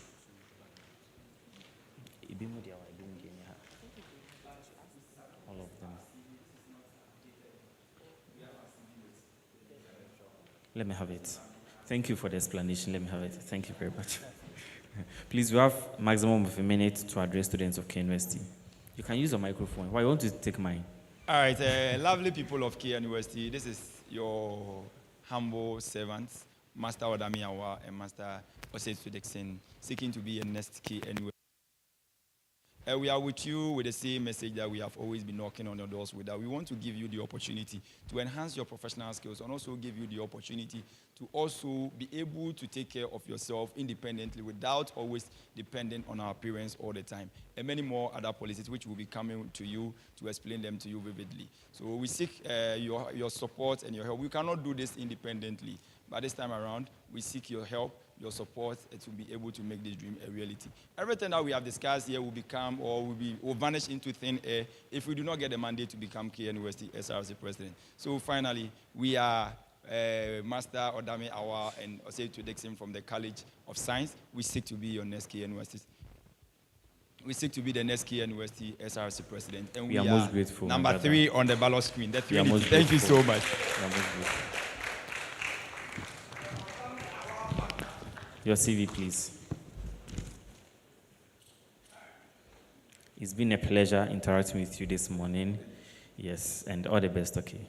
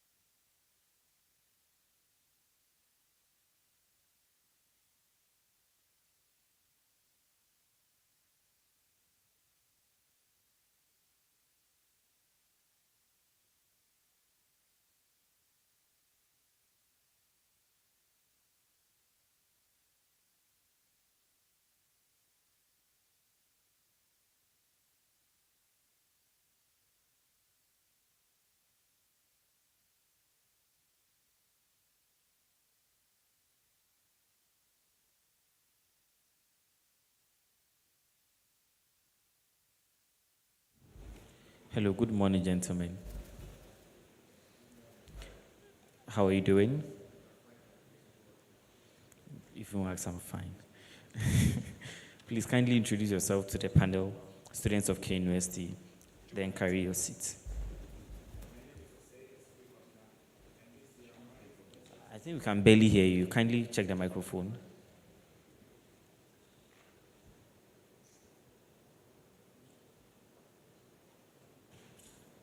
Do you need assistance? Let's see.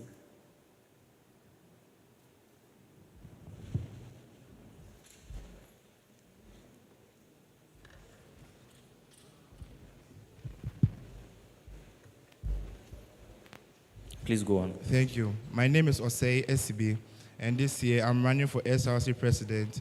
I have subjected myself to vetting as prescribed in the Constitution. I am here with my abled running mate, Isaac Ejay Jr. Please sit down. Thank you. So, Osei SCB, as soon as you resume office, what will be your topmost priority? Thank you for this question. So let's always assume that you appreciate every question we ask. So don't worry with the preambles of thank you. And so I think that, just go straight to the point. Kindly answer now. My topmost priority, is to ensure that the motto of the SRC, that is to educate us in freedom. Please would be fulfilled. feel free and calm down. Yeah, okay? sorry. We intended to bring the best out of you. Yes, we won't heckle you. We are not at war. We are friends, right? So speak. Yes, our main aim is to fulfill the SRC motto, which is freedom in education. Yes, that will be our main priority. How? Yes, that will be by establishing some of our policies and initiatives. Please be direct. Let's avoid the preambles and the beating about the bush. Be direct. How? Okay. So we have realized that the major problem on campus is the cost of living. With the cost of living, we have seen that hostel fees. I want to start with the hostel fees. With hostel fees, there are a lot of issues now. Only on campus? Campus and off campus, Campus and off campus, we have realized that there are a lot of challenges. And so we have devised a plan. Which is? The plan is to provide. Go straight to the point, okay? Okay. So transportation.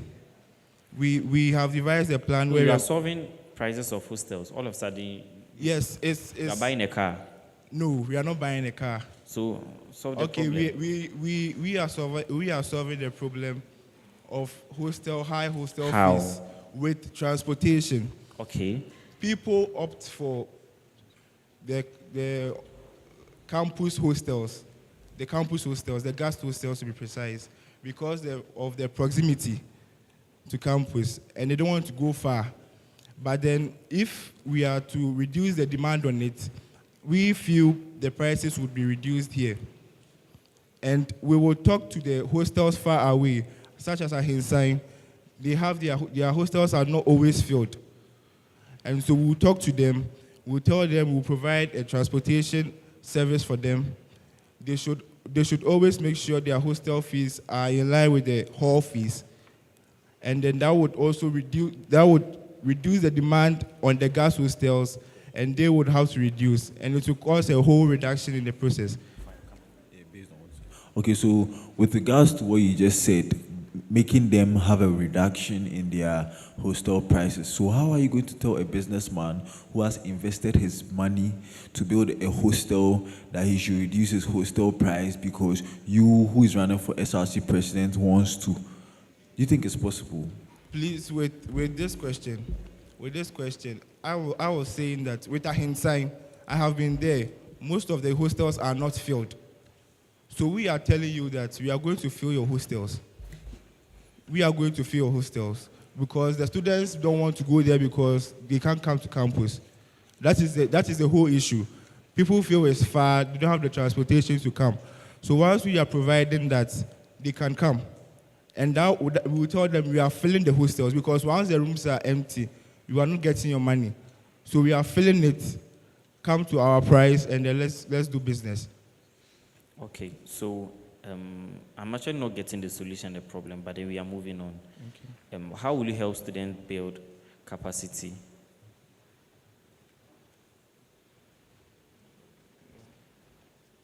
So in one of our policies is the entrepreneurial policy. Why everyone has to be an entrepreneur? It seems it runs through. For the past 10 years, everyone is in entrepreneurship.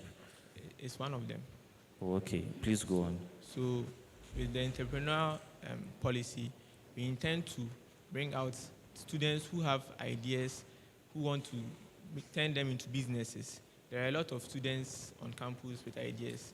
I believe we are one of the schools providing quality educations, and as a science and technology university, we have brilliant students here with a lot of ideas that they want to bring on board.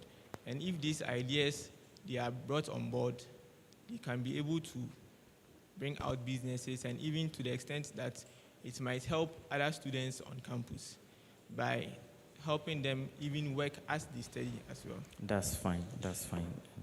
So do you agree that students have apathy towards SLC activities? Apathy in terms of attendance. Students don't show as much interest, except, of course, the well-established flagship programs like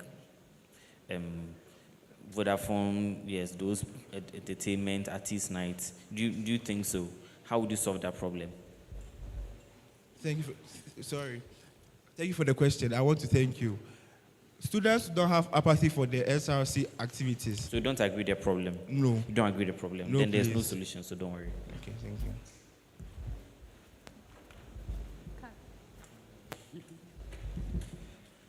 Master CB, hope you are fine. Yes, please. You look tense. Sorry, I'm giving the wrong impression. Okay. I want you to relax, okay? Okay. This is not, it's a friendly conversation we are having here, so that you tell the people of KNUST what you have for them and why they should vote for you. So I want you to relax and deliver accordingly, okay? Okay, how many campuses do you know apart from the KNUST main campus? I know of the Adenta campus. How many? I want a number. How many have you been to? I've been to the Adenta campus. Just that? Yes, and then Obuasi. Okay. Do you know about the clinical student hostels or CAT campus? I have been there, but not on an official visit. I have been there, but they're not an official visit, yeah. So I think from what you are saying, you don't know any issues or what the people of CAT are going through. Are you privy to any issue? So people at CAT are fine. We don't know their problems yet. Okay, thank you very much. Thank you.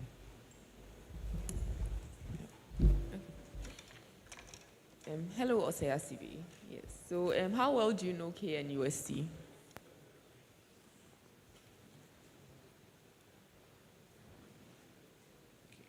I know KNUST. I know KNUST a bit.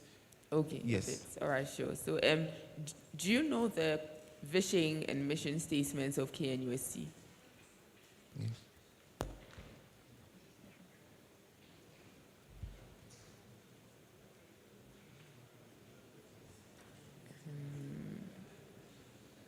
Respectfully, we are still waiting.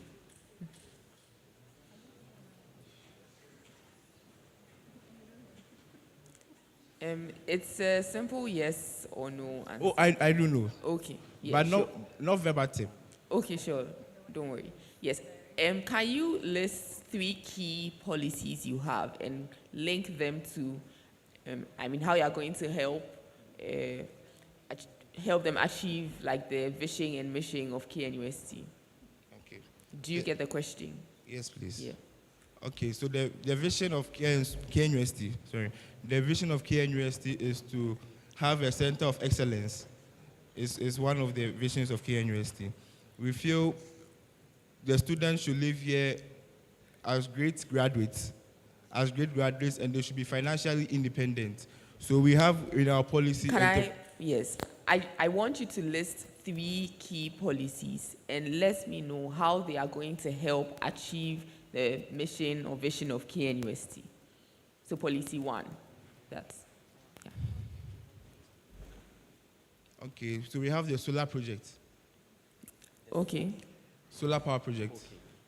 Yes, we realized during exam times, I've been in the school for a couple of months, and I've realized when it's exam time, we face power outages. Yes, when students don't prepare for exam and they are not writing the exams well, they are not getting their certificates. And so we have realized that won't help us to reach the center of excellence. That is the vision. And so in the solar project, we know solar does not produce a lot of power, but for lamps, we can do that. Where the lamps will always be available, solar lamps, and they will have it around, no matter the light or whether there's electricity or not. I'm sorry. You said solar does not produce a lot of power, but you are going to use solar lamps. What I'm saying is there is the expense as compared to the normal power supply. With solar is expensive, but when we use the solar lamps, that would fulfill the SDG goal 7. That is the affordable and clean energy. Okay, can you move on to the next? The next policy. You've spoken about one policy. Yeah, so the next one. Please be fast about it. Okay. Yeah. Enhancement of education. The enhancement of education. Yes, so how is it linked to the vision of KNUST? How? Okay. Yeah. We have a tutorial that will be organized for, we have tutorials that will be organized for the student body. And we think that if we are proactive, he mentioned communication, enhancement of communication, right? Education. Education. Yes. I heard communication. Okay. Education rather. Okay. So when we are proactive, it will help us. As in we prepare for the thing before it happens. There are a lot of courses on in this university that students find difficult to pass.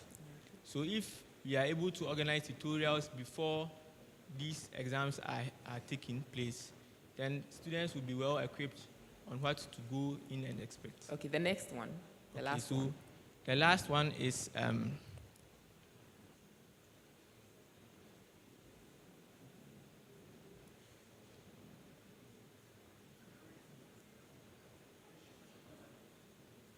Okay, I'm skipping because you are wasting time. All right. Which specific or significant event does KNUST celebrate every October? The breast cancer month. Okay, great. All right. So, I mean, granted, you become an SRC president, and you don't really, because you told me you know KNUST a bit, but I believe that if you are vying for SRC presidency, you should have like adequate knowledge, like I mean, at the back of your palm a or fair the knowledge fingertips, about it, yes, yeah. or something. So maybe you should work on that. Yes. All right. Thank you.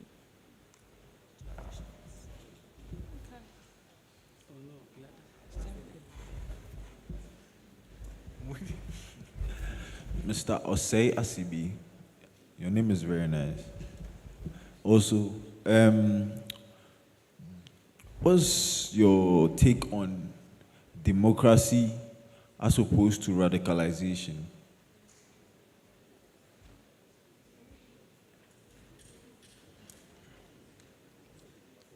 Democracy is always the way. I feel the word you used. Radicalization. Yes, the other term.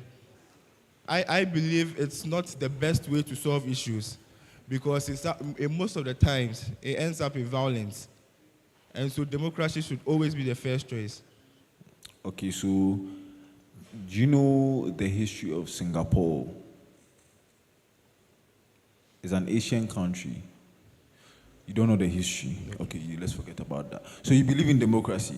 Yes, please. So the epitome of democracy in the modern world, United States of America, how many parties are there in the United States of America, Mr. Vice President?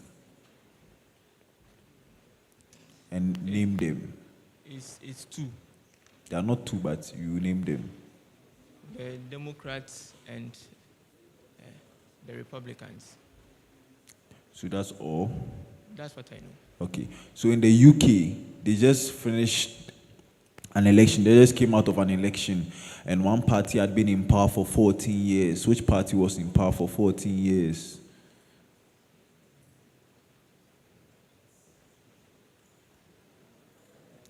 The Liberals. What? Okay. So in Ghana, who is the current Minister of Finance?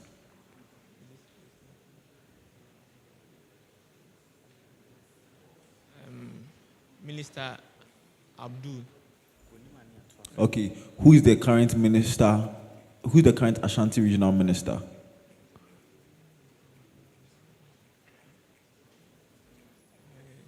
Minister Osei Mensah. What do you say? Honorable Minister Osei Mensah. Honorable Osei Mensah. Sure.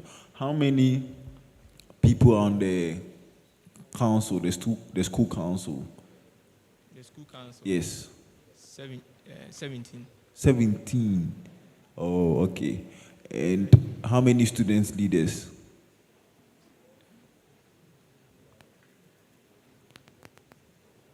Okay, if you don't know, say you don't know, so we move on. Okay. Are you answering? No, I don't. You don't know? Okay, thank you. Okay, you mentioned you're going to use solar lamps for your solar power projects. Do you mean you're going to use lamps that will be powered by the solar panels, or you're going to use solar lamps? Because there are two different things. We are going to use lamps powered by solar, not solar panels, because the whole idea is that the solar panels are expensive. So it's going to be solar lamps. So they are going to be powered by the sun. So where are you going to place these solar lamps that when the lights goes off, everyone will be able to get some to use? Okay, so we were talking about the academic policy. That is how it came about. And for the libraries and then the reading rooms, it's feasible. That's not for the whole hostel. But we are talking about the reading rooms and the libraries. That's where we learn. There's a reading room in Hall 7. There's a reading room in Queens. Yes. Exactly. So are you trying to say like you provide lamps for each and every reading room available on campus? Yes, please. Okay. I just wanted to understand you properly. Okay, thank you very much. Give it to your running mates. Please, how many policies do you have? How many? 8. 8. Yes. You have 8. And I can see you are finding it difficult to explain them. Why? Because you drafted it yourself, right? Yes. But why the difficulties in explaining them? We can't explain them. But I can see from what we're saying, even if you are asked, you are finding it difficult. It seems someone wrote something for you or AI generated it for you. No, we did them ourselves. But why are you finding it difficult? Because you see, the reality is that the policy is what you are presenting to the people. Yes. That's the reasons you are giving to the students of KNUS to vote for you. And even right now, you are finding it difficult to just explain them. How can you implement them? Right? So please, how many appointees will you work with when you are voted into power? How many? Number, let's go first.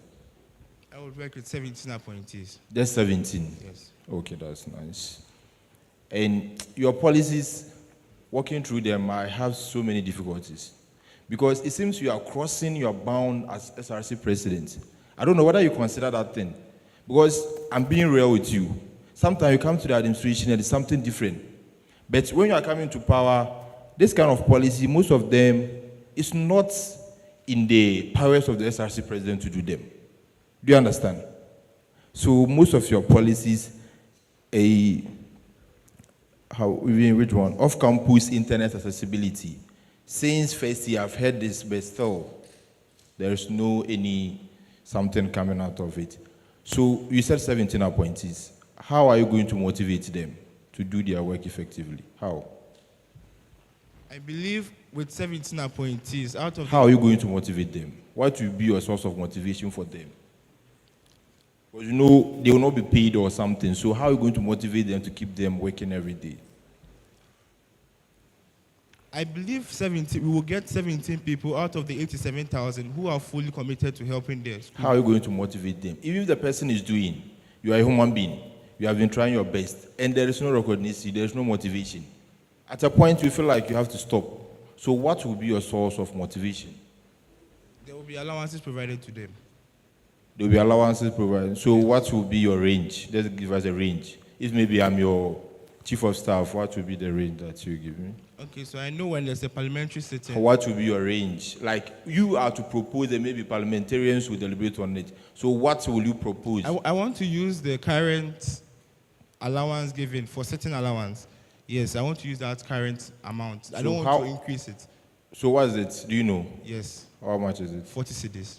40 cedis. Yes. I'm not talking about parliamentarians. So your appointees, parliamentarians are not your appointees. Yeah, you know that? I do know. But what I'm saying I'm is talking about the 17 people. Yes. We would give them 40 cedis per sitting. So when there is no sitting for some, you're not getting anything.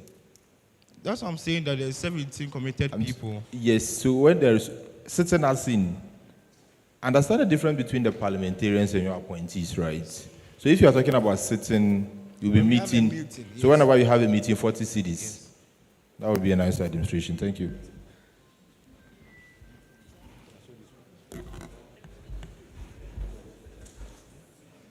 Hello, Master Osayesibe. So there are 4 working bodies that compose the SRC. Am I correct or wrong?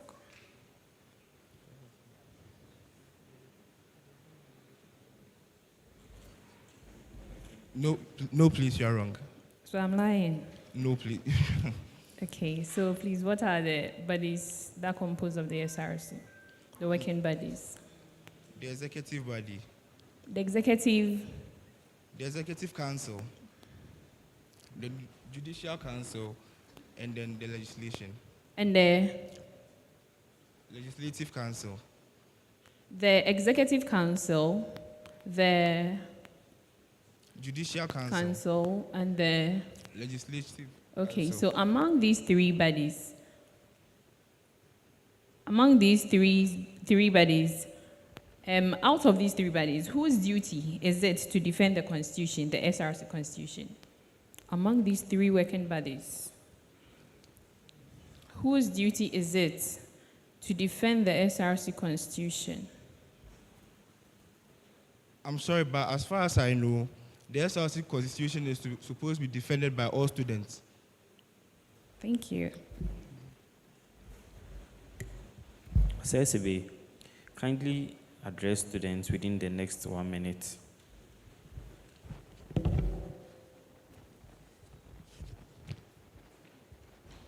Fellow students, Src is here again. We are number 4 on the ballot. We know this vetting was not the best. We have the policies and we'll be at your doorstep. Thank you. Thank you very much. It's been a pleasure. It's been a pleasure. It's been a pleasure and thrill. I appreciate the modesty. Okay, all the best. Okay.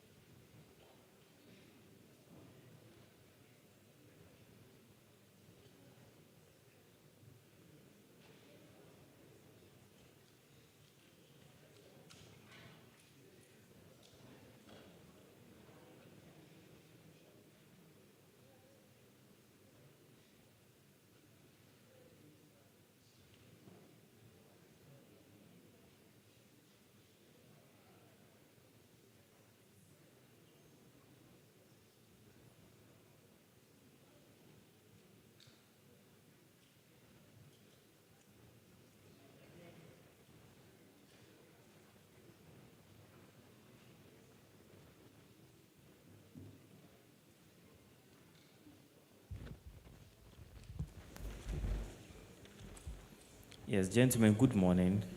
Good morning. How are you doing? This we are fine. Good. Please introduce yourselves, then carry your seat. I'm Elijah Derry. I'm reading BSc Agric, and I'm running for the SRC president. I'm here with my vice.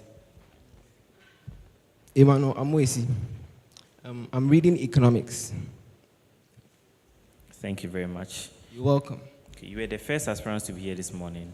Yes, please. Yes, sorry for keeping you waiting, okay. That's so, fine. Derry, when you resume office or when you start your administration, what will be your topmost priority? Has to do with academic. Okay, how will you go about it? So I've witnessed how some students were prevented from writing their exam because they owe some amount of fees. Okay, and it's very worrisome. I witnessed it myself. So what I want to do is that I'm coming out with Let's forget about your feelings about it. the solution? Yes, so I'm bringing a policy that is going to cater for fees of students who are How? in need. It's going to pay 50% of their school fees. So 50% of each student who owes fees? Yes, Does that the include, students that will be shortlisted. that doesn't include fee-paying students like myself? Okay, so if you're a fee-paying student, we'll treat you like a regular student.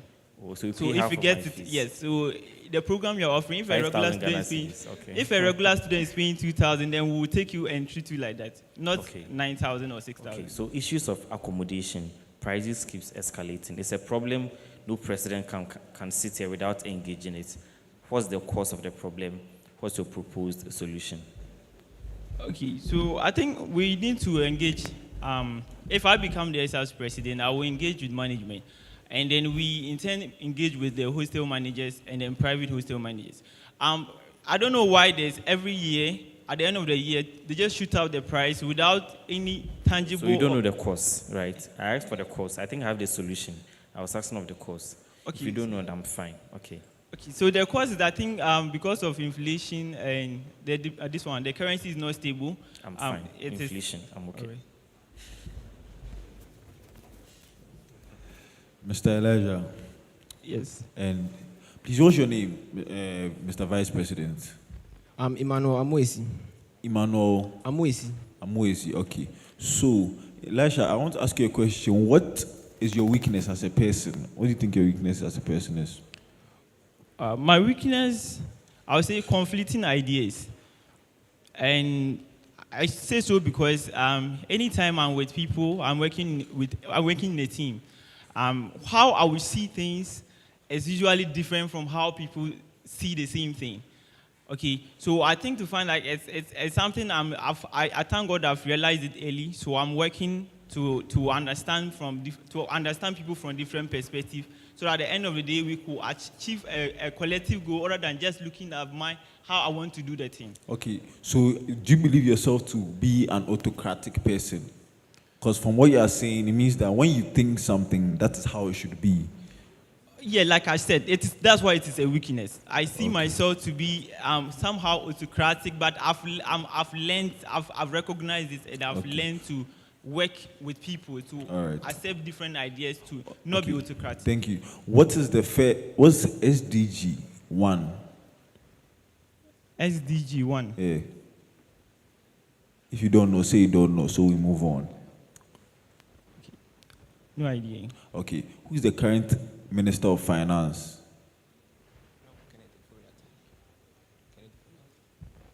Honorable Kenneth Oforiatta. Kenneth Oforiatta. Oh, okay. Who is the current Minister, Ashanti Regional Minister? I have no idea. Okay. How many mention any 2 independent candidates running in the current national elections? National elections. Yeah, national elections.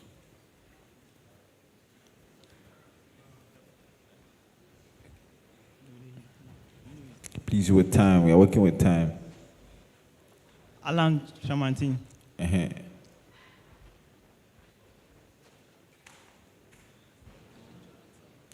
Oh. Okay, yeah, I think, yeah. And mention 1 communist state in the modern world.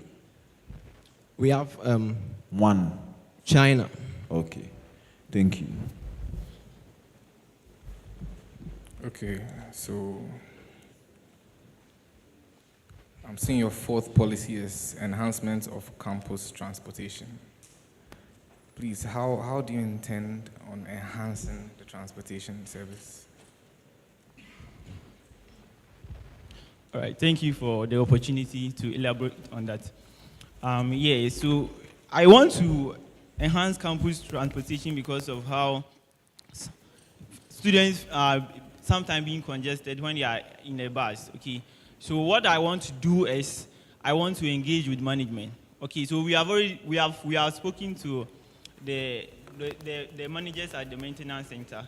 They have actually said that there are some buses that what they need is that they need some spare parts. We need to get some spare parts, then they can fix it. So we don't necessarily have to get new buses to enhance the transportation. imagine a case where we get some funds, we raise some funds, not just using our budget, but we collaborate with other institutions to get this spare part. And then we fix those buses at the maintenance. Now, those buses can be used for, let's say, moving students from the Kasle Fort to Buedi, the medical village, or other part of the on campus. Then those buses that were already moving from campus to medical village now will be released to work on campus. So we intend to come out with various means we could actually raise funds to get more spare parts to fix the buses that could actually be fixed, and then to also possibly to secure more buses. It's fine. We've spoken thank you. enough. Okay, thank you very much, Mr. Elijah. Going through your policies, right, there is nothing new. It's the same old stories that I have personally been seeing from first year. Expansion of KBN, advocating for accommodation. It's the same story. So can I say you have nothing new? It's just the trend you are coming to follow. Oh, there's actually something new. I would like to talk about it. That's the second policy. The legacy project. What do you mean by legacy project? Okay, so what I intend to do in that policy is to work with the various college presidents and the various hall presidents. Now, what I want to do is that when I come into office, I want to sit with these people. Now, you bring me the major problem in your constituency. Let's say College of Science. If you are the president for College of Science and you have the major pressing need there, you bring it to me. What I was doing, it could either be a new project or a project that was already existing, but we need to improve it. Do you believe in project or programs? Which one do you believe in, project or programs? I believe in project. You believe in project. So you spend most of your funds doing projects than organizing programs. I won't spend all of Just my... yes or no. Which one do you believe in? No, but project. You believe in projects? Yes. Simple. So how many appointees are you willing to work with when you are voted into power? How many? Somewhere, okay. How many? Number, quantify it. 80 or 70. 80? Yeah. You are not specific. 80 or 70? 70. 70. Why? Why? Are we... Oh, it just came SSR, so it's not Ghana. Yes. Yeah, I believe that every office we have deputies. Okay, so let's say if you have 20 major offices, and each of these 20 major offices, they are having 2 deputies, roughly we should be getting around 60, 70. That's why I'm just giving an estimation. So you've not thought of it, but you're just giving 70. You think 70 will be Yes, okay. I just know that for And don't you think it's too much, 70? Definitely, because the constitution demand that each office have deputies. So yes. So how many offices has been provided by the SRC right now that you should make your appointment to? 16. 16? Yes. So times 2 is what? That will be 32. 2 times 3 will be what? 63. So you see, say we are not getting to your 60. Yes, but so even if you are having two deputies, you are still not getting your 60. Yeah, but then the constitution also make leave So room should I say that anyone who helped you in your campaign should get appointment? That's what I say in 70. No. The constitution make room for you to make other appointment in consultation with Parliament. So to your running mate, please, what have been your worst moments in campaigning? Students, they will be teasing you and they will be laughing at you, and sometimes looking at my size, right? Looking at my size, they will be belittling you. Something like that. So it means, do you know when it is allowed for you to start campaigning as an aspirant? Do you know? Yes, please. When? According to the constitution, at least you should be a student of the university at least 1 year. When as an aspirant? You didn't get the question. Okay. Are you supposed to start campaigning?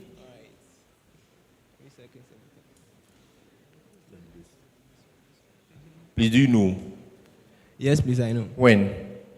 After you pick your nomination form. When you pick nomination form. Is that what you're telling me? Where did you get that information? Okay. Nomination form. Because there are some people who took nomination form, but for some personal reasons, they couldn't submit it. So when are you supposed to start campaigning? You are supposed to start campaigning when, let's say, you make a firm decision to stand for SRC president or to stand for SRC Okay, president. so okay. Thank you very much.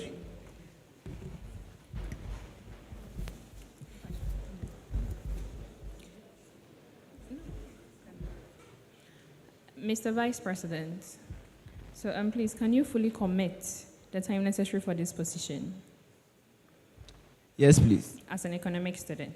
Yes, please. So kindly describe your time management strategies in handling the responsibilities that this position comes with. Okay, so I have timetable for myself that I follow to study, right? Okay, and so with this, I will restructure it again. When I come to office, I will restructure the timetable again, and to suit some of the positions or the functions that I'm supposed to perform, being it attending to meetings and all that. So sometimes to because something opportunity cost, I have to forgo some of my classes or let's say my studies, and to attend to those lectures or to perform my function. And then according to the constitution too, I am supposed to function for the best interest of the student, like to the student populace, not for my personal interest. So I'm supposed to restructure my timetable and my schedules very well, so that I'll be able to do it, and it will align with my duties. Thank you. You're welcome. So you are not supposed to forfeit your duties, but then attend to them in order to properly meet that of the student's body. So in this case, you actually paid your fees to come and do what? Gain knowledge. And then this is an extra activity or curricula that you are adding up. So are you telling me that you're actually going to prioritize your position over your academics? Thank you for your wonderful question. No. I'm rather saying, you see, we came here to learn leadership skills and apply them in the future. So me being a vice president shouldn't necessarily mean that I am performing my functions for the best interest of the people, dealing away with my own also improvement. No. So I'm trying to say that I will learn and then acquire this knowledge and apply it, and also make it align with my academics, not to let's see, be biased or something, right? So that it will align with it. That's what I mean. Thank you. Master Derry, would you advise your running mate if he asked you to? Will I? Advise him. Oh yeah, it's possible. If I consider it perfect. So why didn't you do that? Because he has not asked me. I asked him first. So if he asked you, you would advise him. How well do you know him? 4 years. Let's say 4 years. So you know him for 4 years now? Yes. Okay, sure. How many campuses does KNUST have? How many? Campuses. 2. 2. Wow, okay. Name the 2. We have the main campus, the main one, Obuasi campus. And then Obuasi campus. So you don't know there's a campus at Confanoche, one at Adenta. Have you been to Confanoche before? No, please. Okay. Thank you.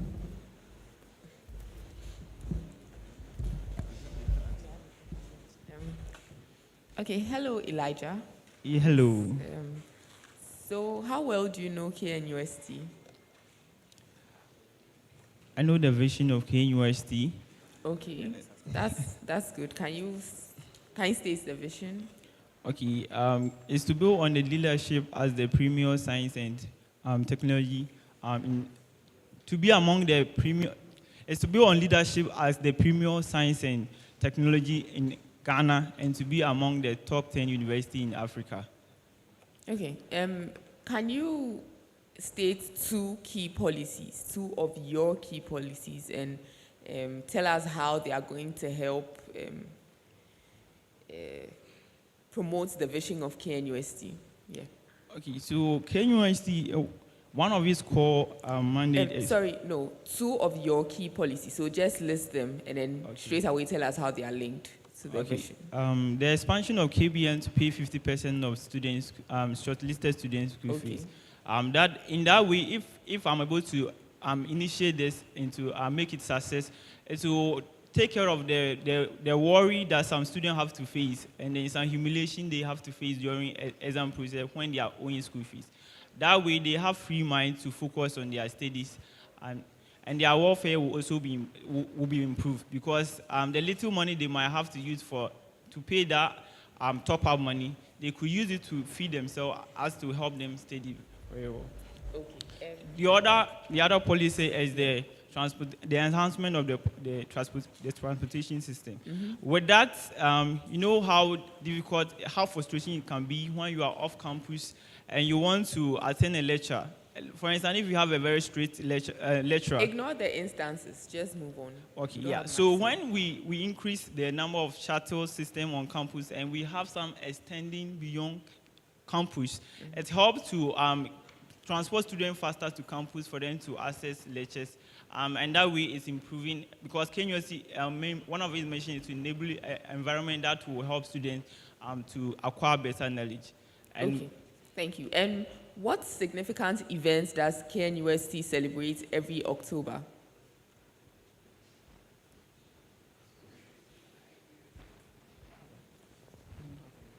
Do you know it, yes or no?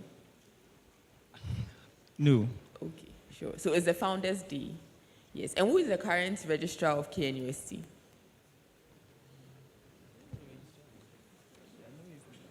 Okay, I'm skipping. Final question. In which year was KNUST granted full university autonomy? 22nd January, 1952. Okay, it was in 2000. Thank you. It was in 2000, all right. You are welcome. So, Vice President, I didn't get your name. Emmanuel Amoisi. Okay, thank you. You are welcome. Please, I want to ask you one question about the Constitution. Okay. How many times shall the SRC meet in an academic year? At least 2. Okay. Beginning of every semester, and then at the end of the semester 2. So at least 2. Okay, that's not true. Yeah.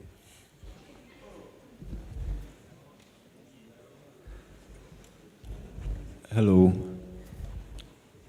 Okay, hi. So, what qualities do the two of you possess that you think that out of the 9 people who are running for the office of the SRC president, the people of KNST should vote for you?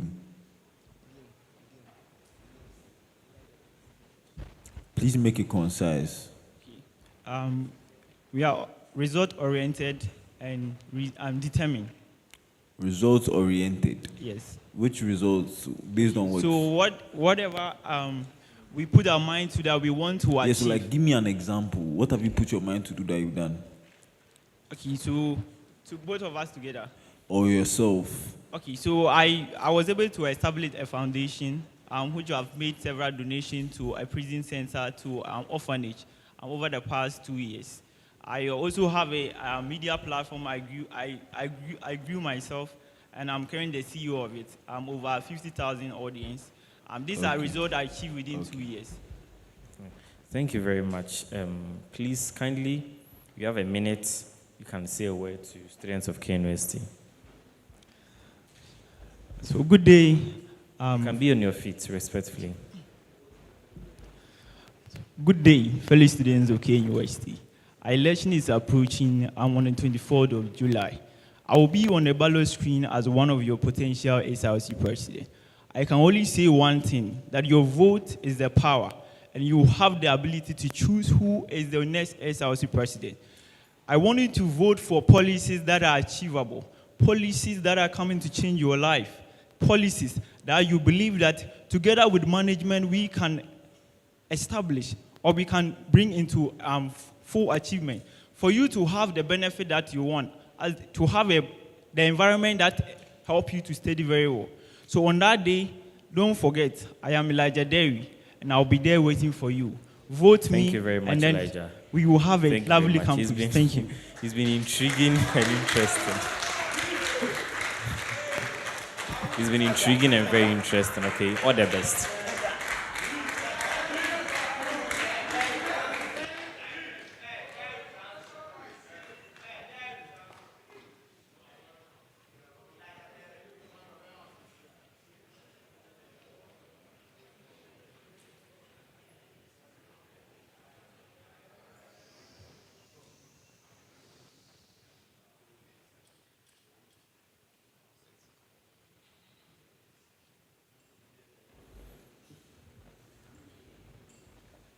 Hello, gentlemen.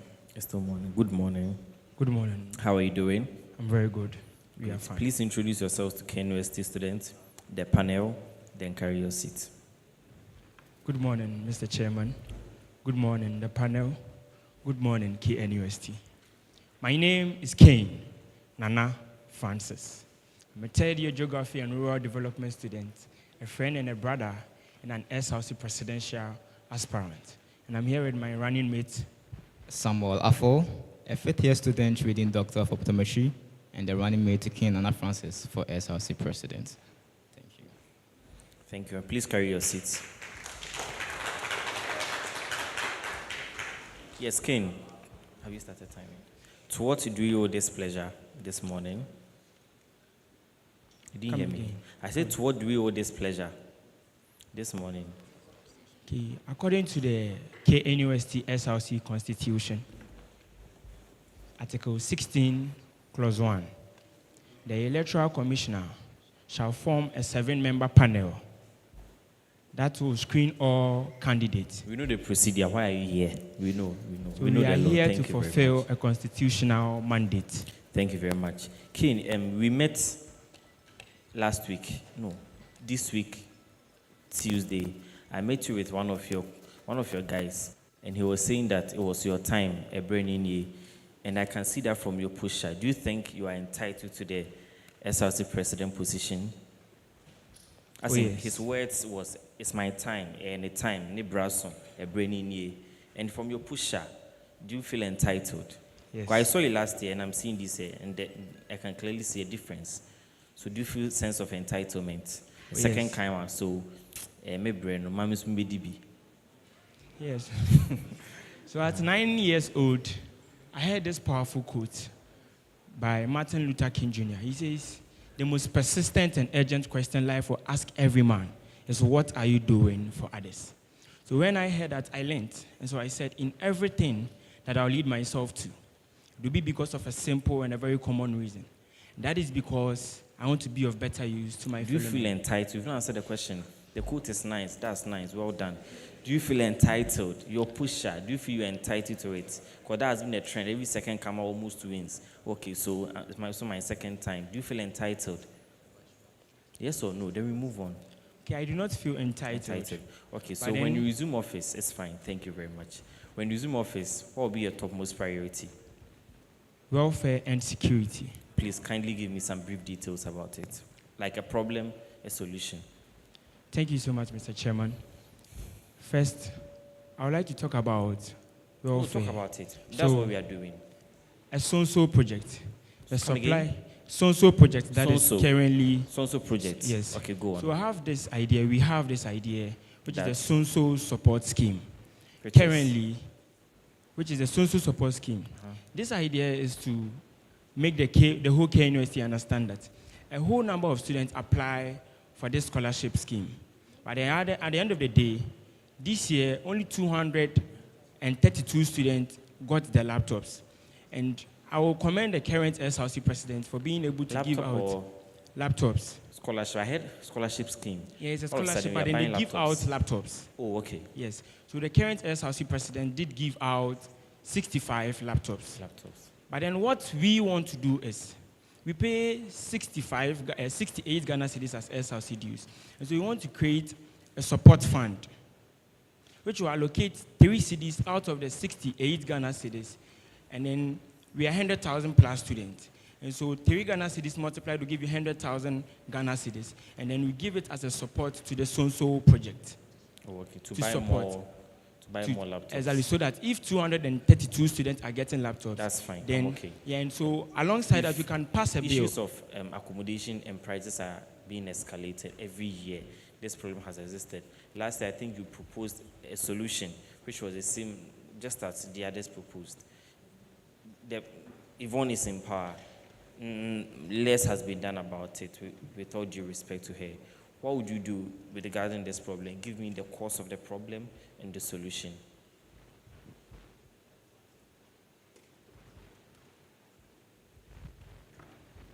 Okay, so thank you so much. I think we should have a collective bargaining agreement. So the cause, what's the cause of the problem? Okay, Quickly. so Here in KNUST, I believe The that course, just as a line, I'm fine. so most of these hostels around are not even accredited. And so So the problem anytime is accreditation. So you're unable to regulate their accreditation. prices. Is that what you're about to say? Yes. As I said, the problem, I heard it 5 years ago. Yes. Okay, so what's the solution? So the solution is, I believe that in KNUST, I mean, everybody is willing. Gas hostels are accredited, but Exactly. then their prices can afford you like Lancaster. Yes. Mr. Chairman, don't you think that if there were about 5 hostels like the SRC on campus, it will be able to accommodate more students on campus? Make But your then point. because the SRC hostel is one, the gas hostel is one, and the likes of the Brunei, we are always increasing in number, and now we are 100,000 plus students. Okay, Ken, what's the Survey solution? tells us that Okay. 60% plus students live off campus. Okay. Now, if you are unable to get accommodation on campus, you would have to live off campus, where you find yourself in a hostel which is not accredited. So, Ken, what's the solution? I think the problem, I'm familiar with Yes. So if every student is paying fees, which means every student do matter to KNUST.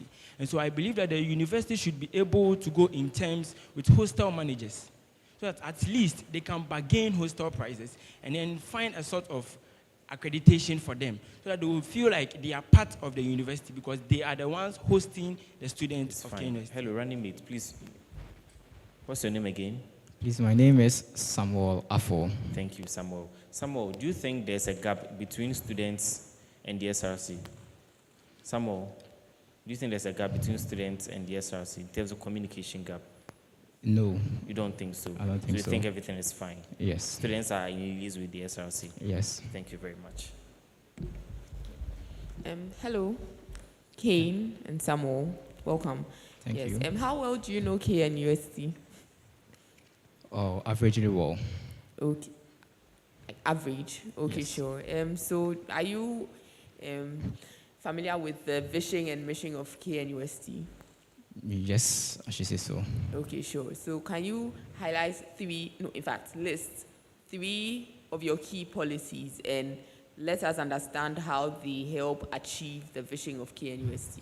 All right, so our first policy is the Sonsol Support Scheme, which I believe my brother clearly stated as Sonsol Support Scheme. So don't explain, just tell us how it's going to. So the Sonsol Support Scheme is going to allocate some funds to expand the number of people that benefit from the Sonsol projects or the Vice Chancellor Sonsol projects. Now, the next thing is the security kiosk to be able to strengthen the security system of campus, which has been the talk of the day. The next one, too, is the one hall, one dispensary unit, which is going to create or which is going to regionalize the health system on campus. Okay, decentralized mean. Anyways, how are they going to help achieve the vision of KNUST? All right, so KNUST says it wants to be the leading institution in providing access and continuing tertiary training through distance learning in Africa. When we implement this Sonsol Support Scheme, which is going to provide a laptop to a wide range of people, it is going to help in academics because these people will be able to assess their academic materials and then promote their academic excellence, which is, I think, the leading vision of KNUST. Okay, how many colleges are in KNUST? How many? Colleges. There are 6 colleges. Okay, which one do you belong to? I belong to the College of Science. Okay, so how would you ensure that you would not be biased to the College of Science? Granted, you are voted into power, and that you'd be able to liaise with the 5 other colleges to help better this university. Well, I should believe that every human being has a soft spot for his family. But then, we're in a democratic world being ruled by the Constitution. And so I will stick to the Constitution. Okay. And finally, what significant events does KNUST celebrate in October? That was the famous demonstration in October 2022. Okay, is the Founders Day? The Founders Day of Giving. For your information. Okay, thank you. Okay, Mr. King, Nana Francis. Every time I see you, you are walking steadily in action. What do you say? Oh yeah, feel free. Feel free, but just be fast about it. So with this next round, I'm coming to ask a series of questions. If you know, answer. If you don't know, say you don't know. So we move on. We don't want to waste so much time. What is the, you've heard of SDG goals? Yes, please. What's SDG? What's the first SDG? The first SDG goal is no poverty. No poverty. Okay. So who is the current Minister of Finance?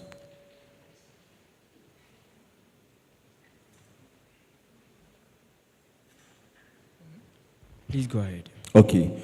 Who is the current UN General Secretary? Please go ahead. General. Okay. Which party just won the elections in the UK to become the next Prime Minister? Which party won the elections in the UK? Please go ahead. How many parties are there in the United States of America? Just mention any party you know in there. What? There are 2 parties. How many regions are in Ghana? There are 16 regions. Mention 2 of the newly formed regions. Oti region. And? Savannah region. Savannah region. Okay. What is your flagship policy? Our flagship policy is the Sonsor Support Scheme. Your Sonsor Support Scheme? Yes. Do you know the full meaning of a SMART analysis? Yes. What is the meaning of a SMART analysis? So SMART analysis is sustainability, measurable, achievable, relevant, and time-bound.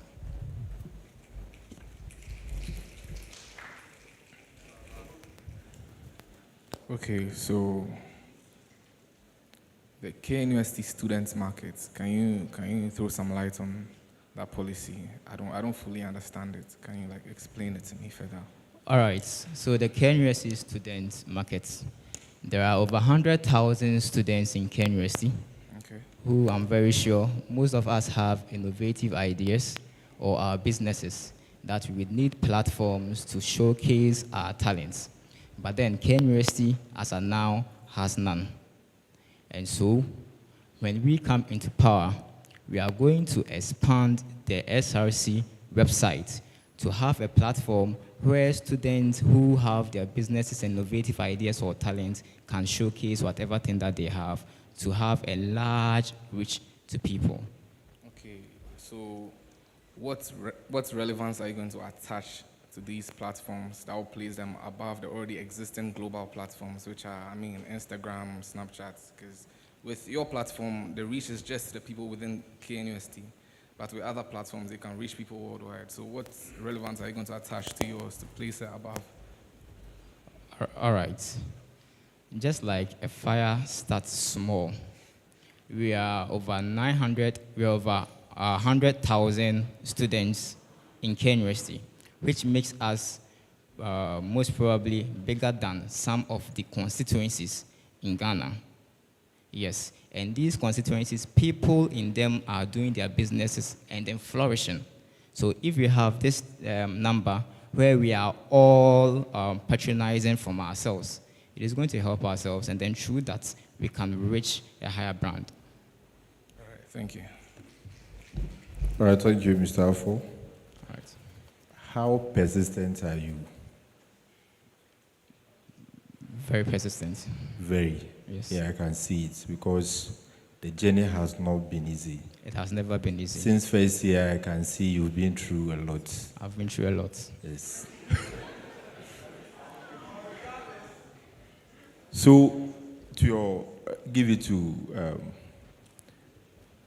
beyond the ordinary. It's a movement. What has been the ordinary? Come again. What has been the ordinary that we are going beyond it? Thank you so much.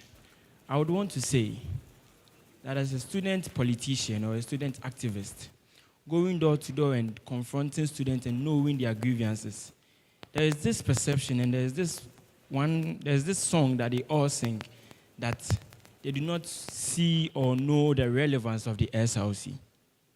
I believe that the SRC shouldn't be only about organizing programs and persuading students with item 13 only for them to come and take pictures and call it advocacy. The SRC should be able to. So what are you doing to bring that kind of? Exactly. So, like the policy my brother spoke about, the so-and-so project. If you want to go beyond the ordinary, if the so-and-so project is giving out 232 laptops to students, and we are sticking with our new policy enhancing the policy that we are bringing by gathering the 3 Ghana cedis out of our 68 Ghana cedis, and then passing a bill. Okay, I've gotten what I want. So, I recently, you did some bridge or something around the ADIC. Yes, please. Are you doing it just because the people should vote for you, or what was your reason? Thank you so much. First, I would say. What was your reason for doing it? First, I would say that if there are no problems, there can never be solutions. So why did you do it? Yes. So during our mid-sem week. Why did you do it? I did it because it was a problem that has been persistent for 3 years of being in KNUST. So this brings me to my question. Why this time? Why this time? Yes. The time it happened was close. So it happened on 26th of July. The bridge, I think the problem has been there for a while. Yes. And you've chosen to do it this time. That's my problem. Why? So this is what happened on 26th of June. During our mid-sem week, a heavy downpour of just an hour and 30 minutes. The flood took away the bridge. That was a mid-sem week. Sir, if I must ask you this question, imagine you have a paper at 8 a.m. It will be very difficult to come. Very difficult for you to go. I went there that very evening, and the only thing they had been complaining about is we need our bridge. So that's why you did it. It's okay. Let's move on. If we were not part of the race, which of the candidates will you support? If you were not part of the race? If I was not part of the race, definitely I'm part of the race. If I must say. So if you were not part, that's why I gave a condition. It's a conditional statement. Yeah. That is an assumption. Yes. But so which of them? Just tell me your answer. Which of them? I cannot assume. I must say I deal with facts. So let's say that we go to the next academic year and we don't have an SRC president, and you being the president, what will be the difference? Come again. Like you go to the next academic year and we don't have an SRC president. Comparing it to you being the president, what will be the change? What will be the difference?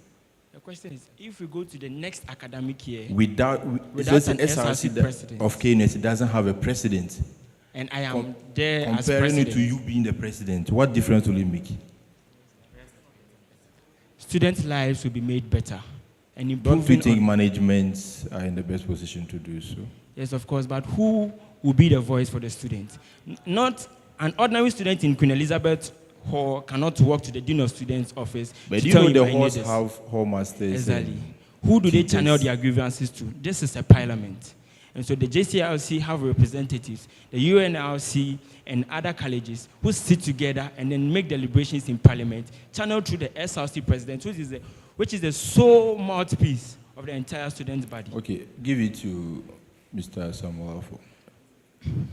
Mr. Alfo, how many students did you engage before bringing up your policy document? How many? Do you have any idea how many people you engaged to get the problems?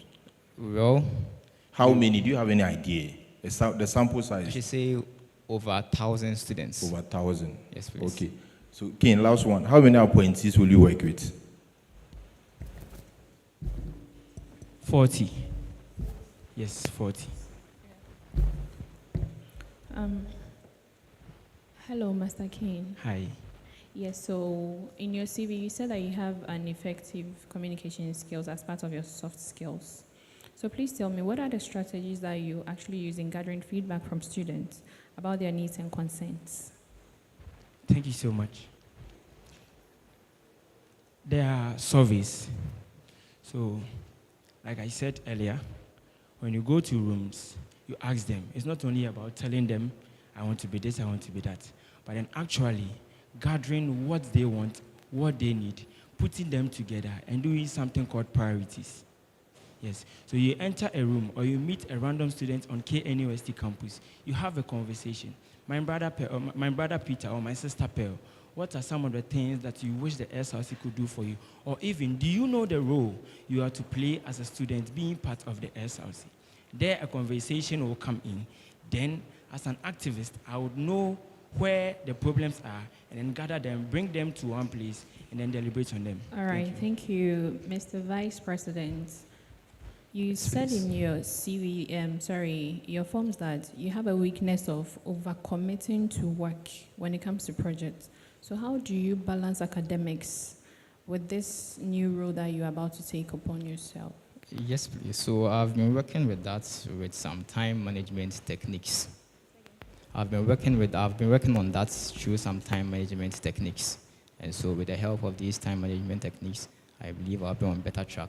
And when I'm the vice president, my academics will be safe. Master Afo, you Yes, made mention please. of a dispensary. Yes, please, I did mention of. Can you give a smart analysis of that policy? All right. So this thing is very specific to a particular problem. That is, we're not having the dispensary units in various halls. It becomes so difficult for people to have decentralized or regionalized healthcare in the halls. And so this thing is very specific. It is measurable because it targets the number of people in the hall, and then it is achievable because it can be done. It is realistic and then relevant because it is going to help the students, and then it is time-bound because for the number of years it is going to exist, we can actually cater for that. Have you done a cost-benefit analysis? Yes, please. We have done a cost-benefit analysis. Please take us through. All right. So recently, the SRC Health Office. Please, straight to the point. You haven't. We have. So recently, the SRC Health Office donated some first aid boxes to the halls, which I think each first aid box costed, 2,000 or so. And then we do have some rooms in each hall that are meant for dispensary, but then these rooms are not being used. Well, I believe that, or I heard that some years ago, these dispensary units were in session, but then per the payment and then per the payment of the workers and then other stuff, it made them actually stop. So we're actually going to include the health students in our KNUST community so that they can at least also have a first-hand practical on these things. And I don't believe that you would have to pay the healthcare people, that is the health students, because it would be an opportunity for them to even practice more. Do you think the people of KNUST have good first aid training? Yes, please. I do believe they have good first aid training. So you think if you should faint right now, there's someone here who can actually help to resuscitate you? Yes, there are people here who can help resuscitate me. Okay, so you think there's no need for a first aid training? There are needs for first aid trainings. But I can't see that in your policies. Well, like we said, it's about prioritization. So you think it's not that important? When we run it by the students, we realize that that is what they want. These policies are for the students and then by the students. And so what the students want are what we give to them. Okay, my second question. In recent time, it has been noticed that the convention of our two male halls has not put an end to the fight between Katanga and Kunti. The first question, do you think it was a right decision from the school management? 2, do you think it has served its purpose? And 3, what is your ideal solution to this, the clash between Kunti and Katanga? So, well, let me use this opportunity to tell everyone that. Straight to the point, please. All right, so this Katanga-Kunti clash has actually existed for years when we were not even born, I believe. So many solutions and strategies have been put in place. which one of them was a conversion of the male halls into mixed halls, which actually hasn't yielded positive effects. When we are voted into power as president and vice president, we are going to facilitate some inter-hall. We are going to facilitate some inter-hall dialogue programs where we would have the halls come together to settle their differences. And I believe through this, we can help maintain peace between these two halls. How many campuses have you been to? How many? KNUST campuses have you been to? How many KNUST campuses? Yeah. I have been to 2 KNUST campuses. Which ones, please? Kumasi campus and then our satellite campus, Obuasi campus. That's the only campuses you know of? I do know of Confanoche. Have you been there? No, I haven't. Okay, so you don't care about the people of Confanoche? I do care. But you've not been there. Have you been to Obuasi? Yes, I have been to But Obuasi. have you been to Confanoche? Well, we are a team here. Okay, thank you very much.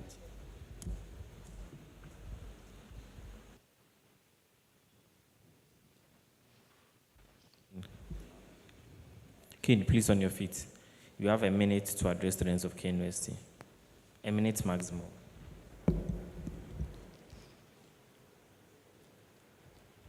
Good people of KNUST, my name is Kane Nana Francis.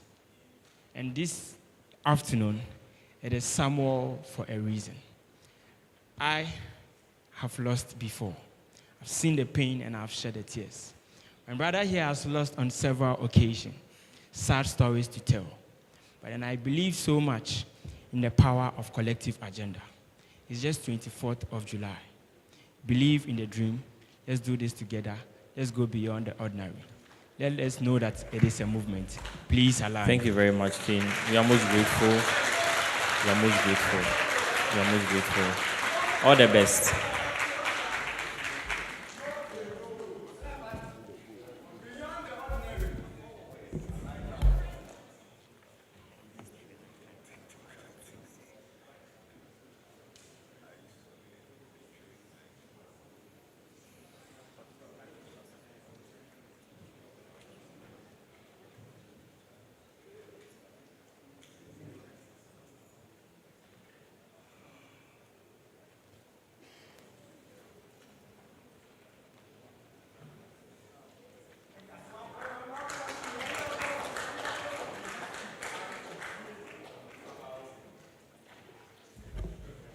Good afternoon, gentlemen. Please introduce yourselves, then carry your seats.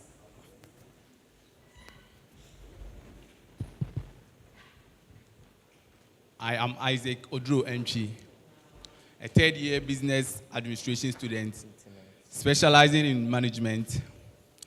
Isaac Odro Entry is known for his goal orientation policies, a well-built,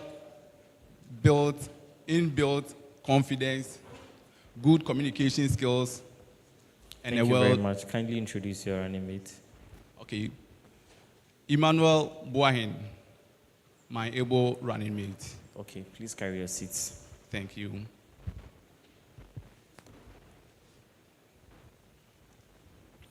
Isaac, what problem in KNUST worries you the most? The most worried problem in KNUST, to me, to the best of my knowledge, is accommodation. So every question you answer is to the best of your knowledge. Yes, please. Every question we ask you, we know you appreciate it. So the thank you has been established and runs through. So don't repeat with thank you, honorable member. Don't worry with that, okay? We know you respect us, and I think it's reciprocal. So go straight to the point, and we award you the marks you need for that. Go on. Okay, so the most worried problem on KNUST campus is with accommodation issues. Thank you. What's the cause of the problem, and give us a solution? The cause of the accommodation issues has got to do with the cause of the accommodation issues has got to do with many of the students, almost 80%, reside off campus. And so the off-campus hostels, the managers, the hostel owners, fixes prices that benefits them without prioritizing the students. And of course, they build it for their own gain, right? Their own Yes, economic gain. Yes, so they don't care about you and I. Yeah. Okay, what's the solution? So the solution to that is we have a policy of hostel uniformity and categorization. How will it be implemented? Okay. Mr. Chairman, I hope you can all bear with me. We have 1-star hotel, 2-star hotel, 3 up to 5-star hotel. So with my categorization policy, we can categorize all those hostels based on the facilities, their capacities, what is in there. Then there should be categorization based on the facility, then we allocate reasonable prices. Yes, please. Thank you very much. So, assuming you are the SRC president and you leave office after your tenure, what would you want to be remembered for? Just one. My hostel uniformity and categorization policy. Simple. Thank you. Yes, gentlemen. Please, your name again? Please, my name is Boahin Emmanuel. Boahin Emmanuel. Yes, so, Boahin, what skills do you possess that makes you think it's so relevant for you to be a successful vice president? Of course, regarding the administration in general. Boahin Emmanuel is my name. Name already. I got I'm it. self-resilient. Okay. Creativity. How would that be useful? Okay. In terms of issues discussion, I used to have that opportunity to discuss with a team member and also got to know the final solutions to the answer. Okay, give it to your presidential aspirant. You said you are a good communicator. So how will I be able to identify that someone is a good communicator? To identify someone is a good communicator has got to do with the person's ability to withstand pressure within a team and how the person expresses and addresses issue. So anyone who can address issue well, being it privately or publicly, the person is a good communicator. That's what you want to tell me. But you said you are a good communicator, so this thing should be fast, then we go. Yes, please. Okay. So you said your policy, you are talking about SRC generator or something, SRC hostel generator. Do you know what is happening in the school? Do you know what is happening in the school? The current happening in the school, please. No. Yes, please. And you are not aware that as it stands now, the SRC hostel has procured a generator. You don't know. Do you know? I'm yet to know that. And you want to be SRC president? Okay. So how many appointees will you work with if you are given the power? How many appointees? The main appointees. How many in all? How many appointees are you willing to work with? 53. 53? Yes, please. 53? Yes, please. Okay, kindly give it your running mate. And please, do you know of any policy that the current administration is championing, SRC administration? Please, the question is for him alone. Do you know?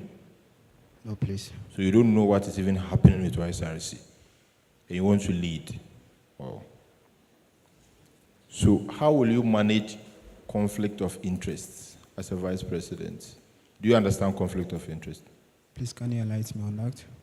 So it's a situation whereby you have to take a decision, but you have an interest in that decision. How will you going to make sure you not be biased? Okay, thank you. Please, I will consider the people, that is the student I'm working with. They are to if you are to be at any selected, point you put your interests aside and work with the interests of the students. That's what you want to say. Yes, please. Okay. So in total, how many are your policies in total? we have 4 policies. Only 4. Yes, please. Can you explain one apart from the SRC generator something? Okay, thank you. I can. Can you explain just one? Okay. Accommodation policy. We've spoken about it already. A new one. Okay. Events and program oriented. Event and program oriented. Yes. What is it about? It's all about the SRC week. So what would be the difference from the old way we used to have our SRC week and other stuff? We are going to introduce job entrepreneurship opportunities to enlighten the students. So that will be only during the SRC week. That's when you talk about entrepreneurship. No, please. Okay, thank you very much. Hello. If you are tense, I want to give you 10 seconds to breathe in. Just breathe in. Just relax. You are too tensed. We are not fighting, it's a conversation. All right. You understand? So 10 seconds. Just breathe in. Drink water. Just calm down. All right. So,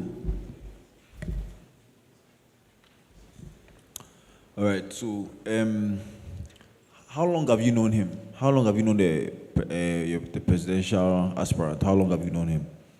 Please, 2 years. 2 years. Yes, please. Okay. And have you guys worked on important projects, or you've just been in the capacity? You've known him in the capacity of a friend. Yes, please. Capacity of a friend. A friend. Okay. And when an opportunity comes, does he put you on those opportunities? Or he does everything by himself? He put me on opportunities. So which opportunity did he put you on? Okay.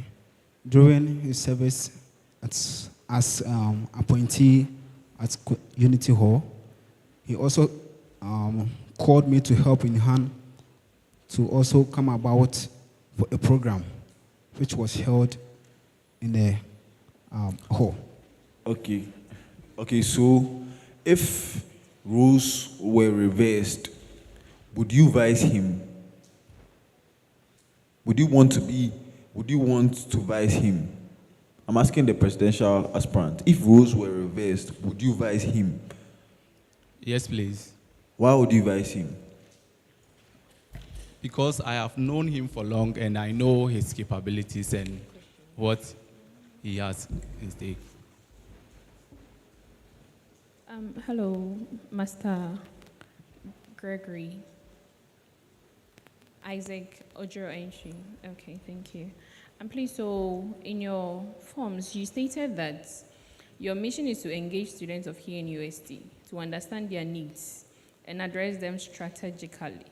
How do you intend to do that? Engaging students to understand their needs and addressing them strategically has got to do with students are the main focus here. Students are the main stakeholders here. So you being the leader of the students' body, you need to understand your people, understand their needs. You need to understand the current happenings. Sometimes, many a times, something do happen, you the leader, you will not be aware.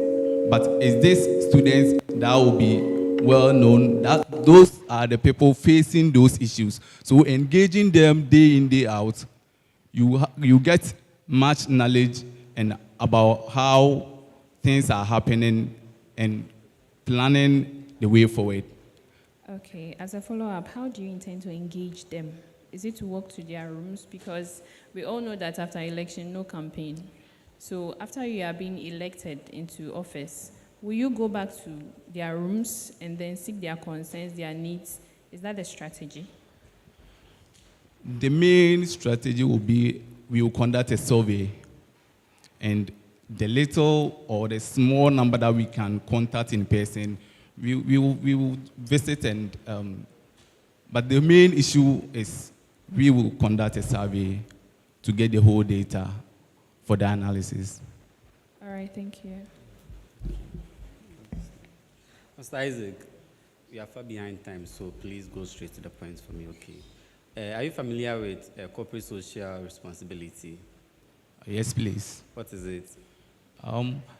Corporate social responsibilities are the duties that institutions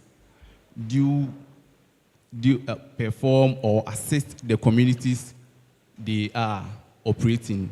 And sometimes the people working, their family, and reach out to charity homes. Okay, I think that's fair enough. Two more questions. This regard to the Convention of Kunti and Katanga, do you think it was a right decision? And two, do you think it has served its purpose? With the issue of Kunti and Katanga, even though with the convention, there has been some slight changes, but that's not the whole issue. So I can say it hasn't solved the issue because still there has been crashing here and there after the convention. So this thing has not solved the issue completely. So you think it wasn't a right decision by the school management? At least it has reduced. Yes or no? Yes, please. It wasn't a right decision. It was in some way, but yeah. Okay. How many campuses do you know of? KNUST campuses? The Obuasi campus, the Kumasi main campus. That's the only campus you know of. And the distance at Accra. Okay. So Claire, you don't know. No, there's a campus at Konfanoche. Oh. Yes, please. Have you been there before? I have been to Konfanoche before. Have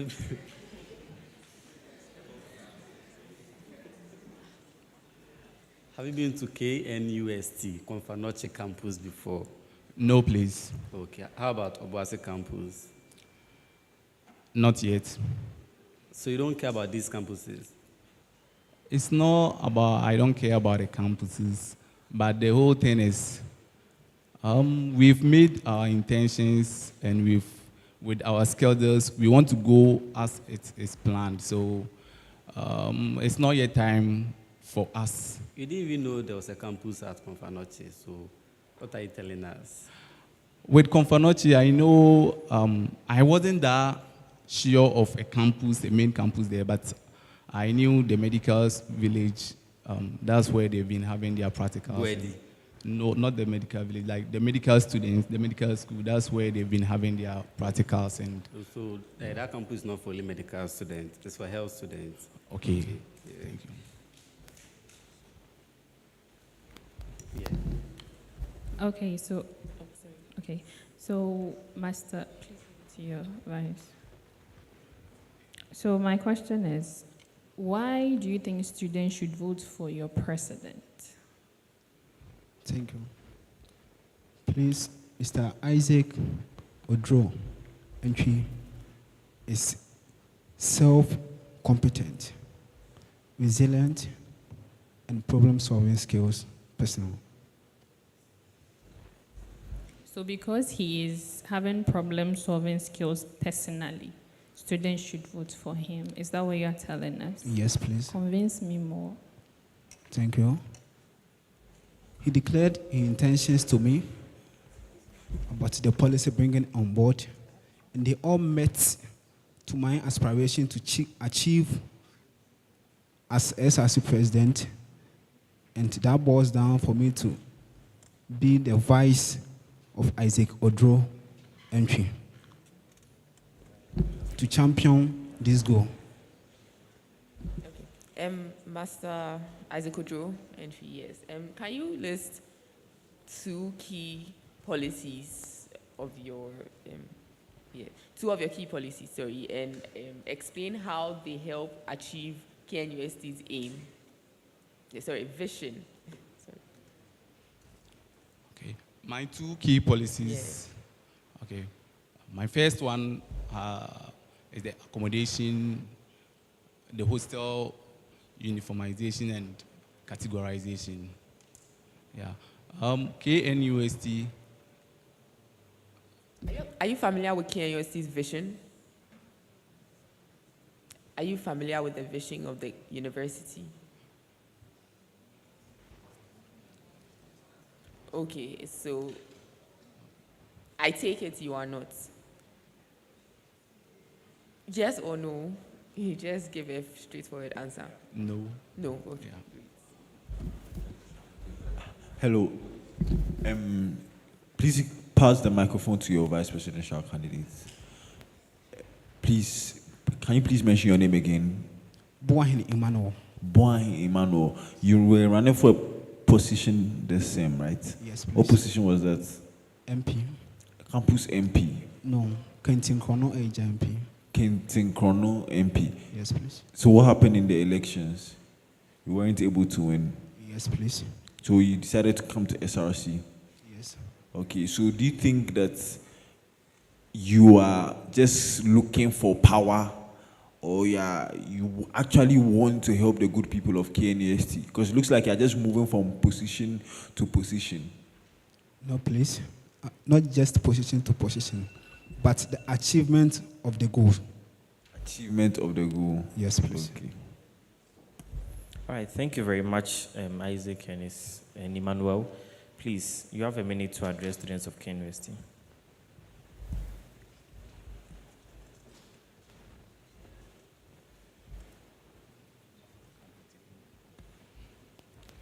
Okay, thank you. I, Isaac Odro Enchi, and Emmanuel Boahin, we are entreating the entire KNUST students to stand with us to champion our accommodation policies to make it a reality. And also, we have a policy called the Menidaso. That policy puts in place many, many things. Please stand with us. Thank you very much, Isaac. We are most grateful. All the best, okay?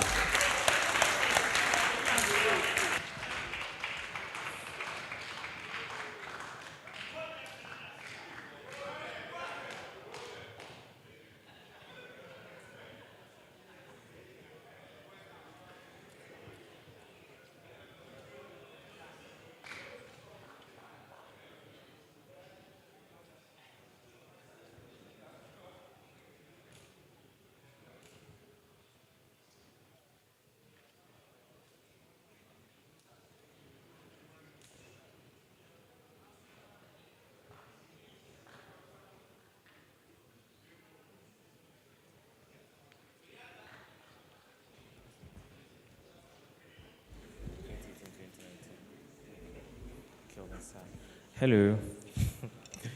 Good afternoon. Good afternoon. Please, before anything else, do you have a copy of your CV? No, a please. copy of your CV? No, please, we don't have that. But did you submit one to the electoral commissioner? You yes, did? Please. Yeah, we did. That's fine. Thank Please you. introduce yourselves to the panel and students of KNUST, then carry your seat. Okay. So please, I'm Gregory. I'm Gregory, a free in Nenchi. And FEA? Nenchi. Nenchi. Yes, please. And I'm vying for the SRC president, KNUST.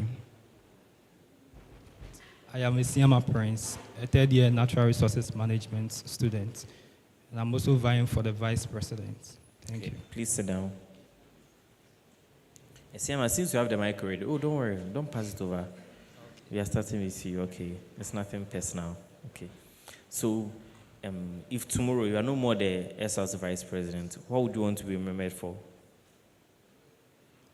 You are surprised. It wasn't part of what you rehearsed. I'm sorry. All right, so I want to be remembered for a good legacy. I know, but what? What exactly? As a farm boy vice president or what? All right, so as part of our policies, What do you want to remember for? Don't worry, don't go to policies yet. Okay. So I want to remember as the vice president who had much interest in the unemployment among key and UST students. That's fine. Would you admit that? Why are you in a hurry to pass it? I'll tell you when it's time. Okay. So, do you think that the vice president position is a bit in the shadow, such that after a platform such as this, if the president wins, nobody hears of the vice president again until handover, then he wears suits, he stands beside the president, they give a very nice speech, then game over. Would you admit? Would you admit, yes or no? That is how we see it outside. So, what would you do to make it look different? So what I would do is to make sure I get myself involved to be seen more. Oh, okay. Public visibility. Okay, now you can pass it on. Thank you. You are okay, you are happy. Hi. Hello. Good afternoon once again. Good afternoon. So how will you solve issues of accommodation in Kenya University regarding prices? Okay, thank you very much. So the cause, the solution. I've given you the problem. I'm very generous. Okay. I've given you the problem. So what's the cause, the solution? So I strongly believe that the reason why the prices of hostels and Of all course, this, just go straight to the point. so I believe the methodology to solve that problem is to No, the cause. The cause. What is the cause? Okay, Oh, so inflation. Oh, who's the managers are just cruel. What's the cause? So please, I believe that the cause is the population of the students is very high, and Okay, high population. Yeah, high population, and there's a high demand of hostels. So So demand and supply, they are not yes, at yes, please. equilibrium. Yes, That's please. the cause. That's Yeah. fine. This is the first time hearing this problem. That's very innovative. So the solution. So please, the solution is that I think that we should try to create a new system that A new system? Yes, that is going to make sure that students that are living close to the university would have to come from the house, and the shuttles that are working around on campus would have to work outside, so that they wouldn't have to, use their money to use for transportation and other stuff. So the shuttle will go for them. You're fine. He's fine. Thank That's you. what you're saying. Mr. Gregory, can you please pass on the microphone to your able vice president? Please, are you dressed officially or formally? First of all, what setting is this? What setting are we? Is this an official meeting? Yes, an official. So are you dressed officially or formally? How are you dressed? When you look at yourself, how do you think you are dressed? Okay, I'm dressed officially. You think you are dressed official, but I can see a red, design at the down of your, Please, can I get up? You want everybody to see? Oh, okay, no problem. Is it this one? Yes, yes. Okay, it's a design. It's a design, yes. But then in official settings, these things are not even allowed. Even the patch in the middle of your kaftan. So please, next time, okay, you can resume your seats. Thank you very much. Okay, so why do the two of you think that you need to run for SRC president? What do you bring on board that KNUST people need to vote for you? Please be fast. Yes, please. Thank you very much. I strongly believe that we vote for leaders when we see a problem and we want to solve the problem. And we solve the problem of unemployment that is, and also financial problems that is one of the biggest problems students are having. And we had to spend some time, about 3 years, from level 100 to level 300 to do a research on that to discover how to solve that problem. So you've already done the research? Yes, please. Oh, okay. Yeah. So what was in 3 sentences? Give me what the research was about, the problem that you were able to gather, and the solution. 3 sentences. So first, what it was about. The second was the problem. Third is the solution. 3 sentences. So the research is about unemployment and financials. That is the problem that we discovered. And the methodology for solving that problem, we have to keep it for now. The day of manifesto, we are going to let the student know. So for the methodology to solve that problem, I think that we have to keep it for now. It's part Please, of the. I asked you a question. Okay. I said, give me 3 sentences. The problem, what you saw, and the solution. As simple as that. So the problem is unemployment and financial problem. Okay. And the solution is, we want to say the solution on the day of manifesto reading. Okay, no problem. Thank you. So with the general knowledge question, you say you're what, student politician, right? What do you know about governance? Because student politics is about governance. What do you know about governance? Thank you. I think that governance is all about group of people leading some people to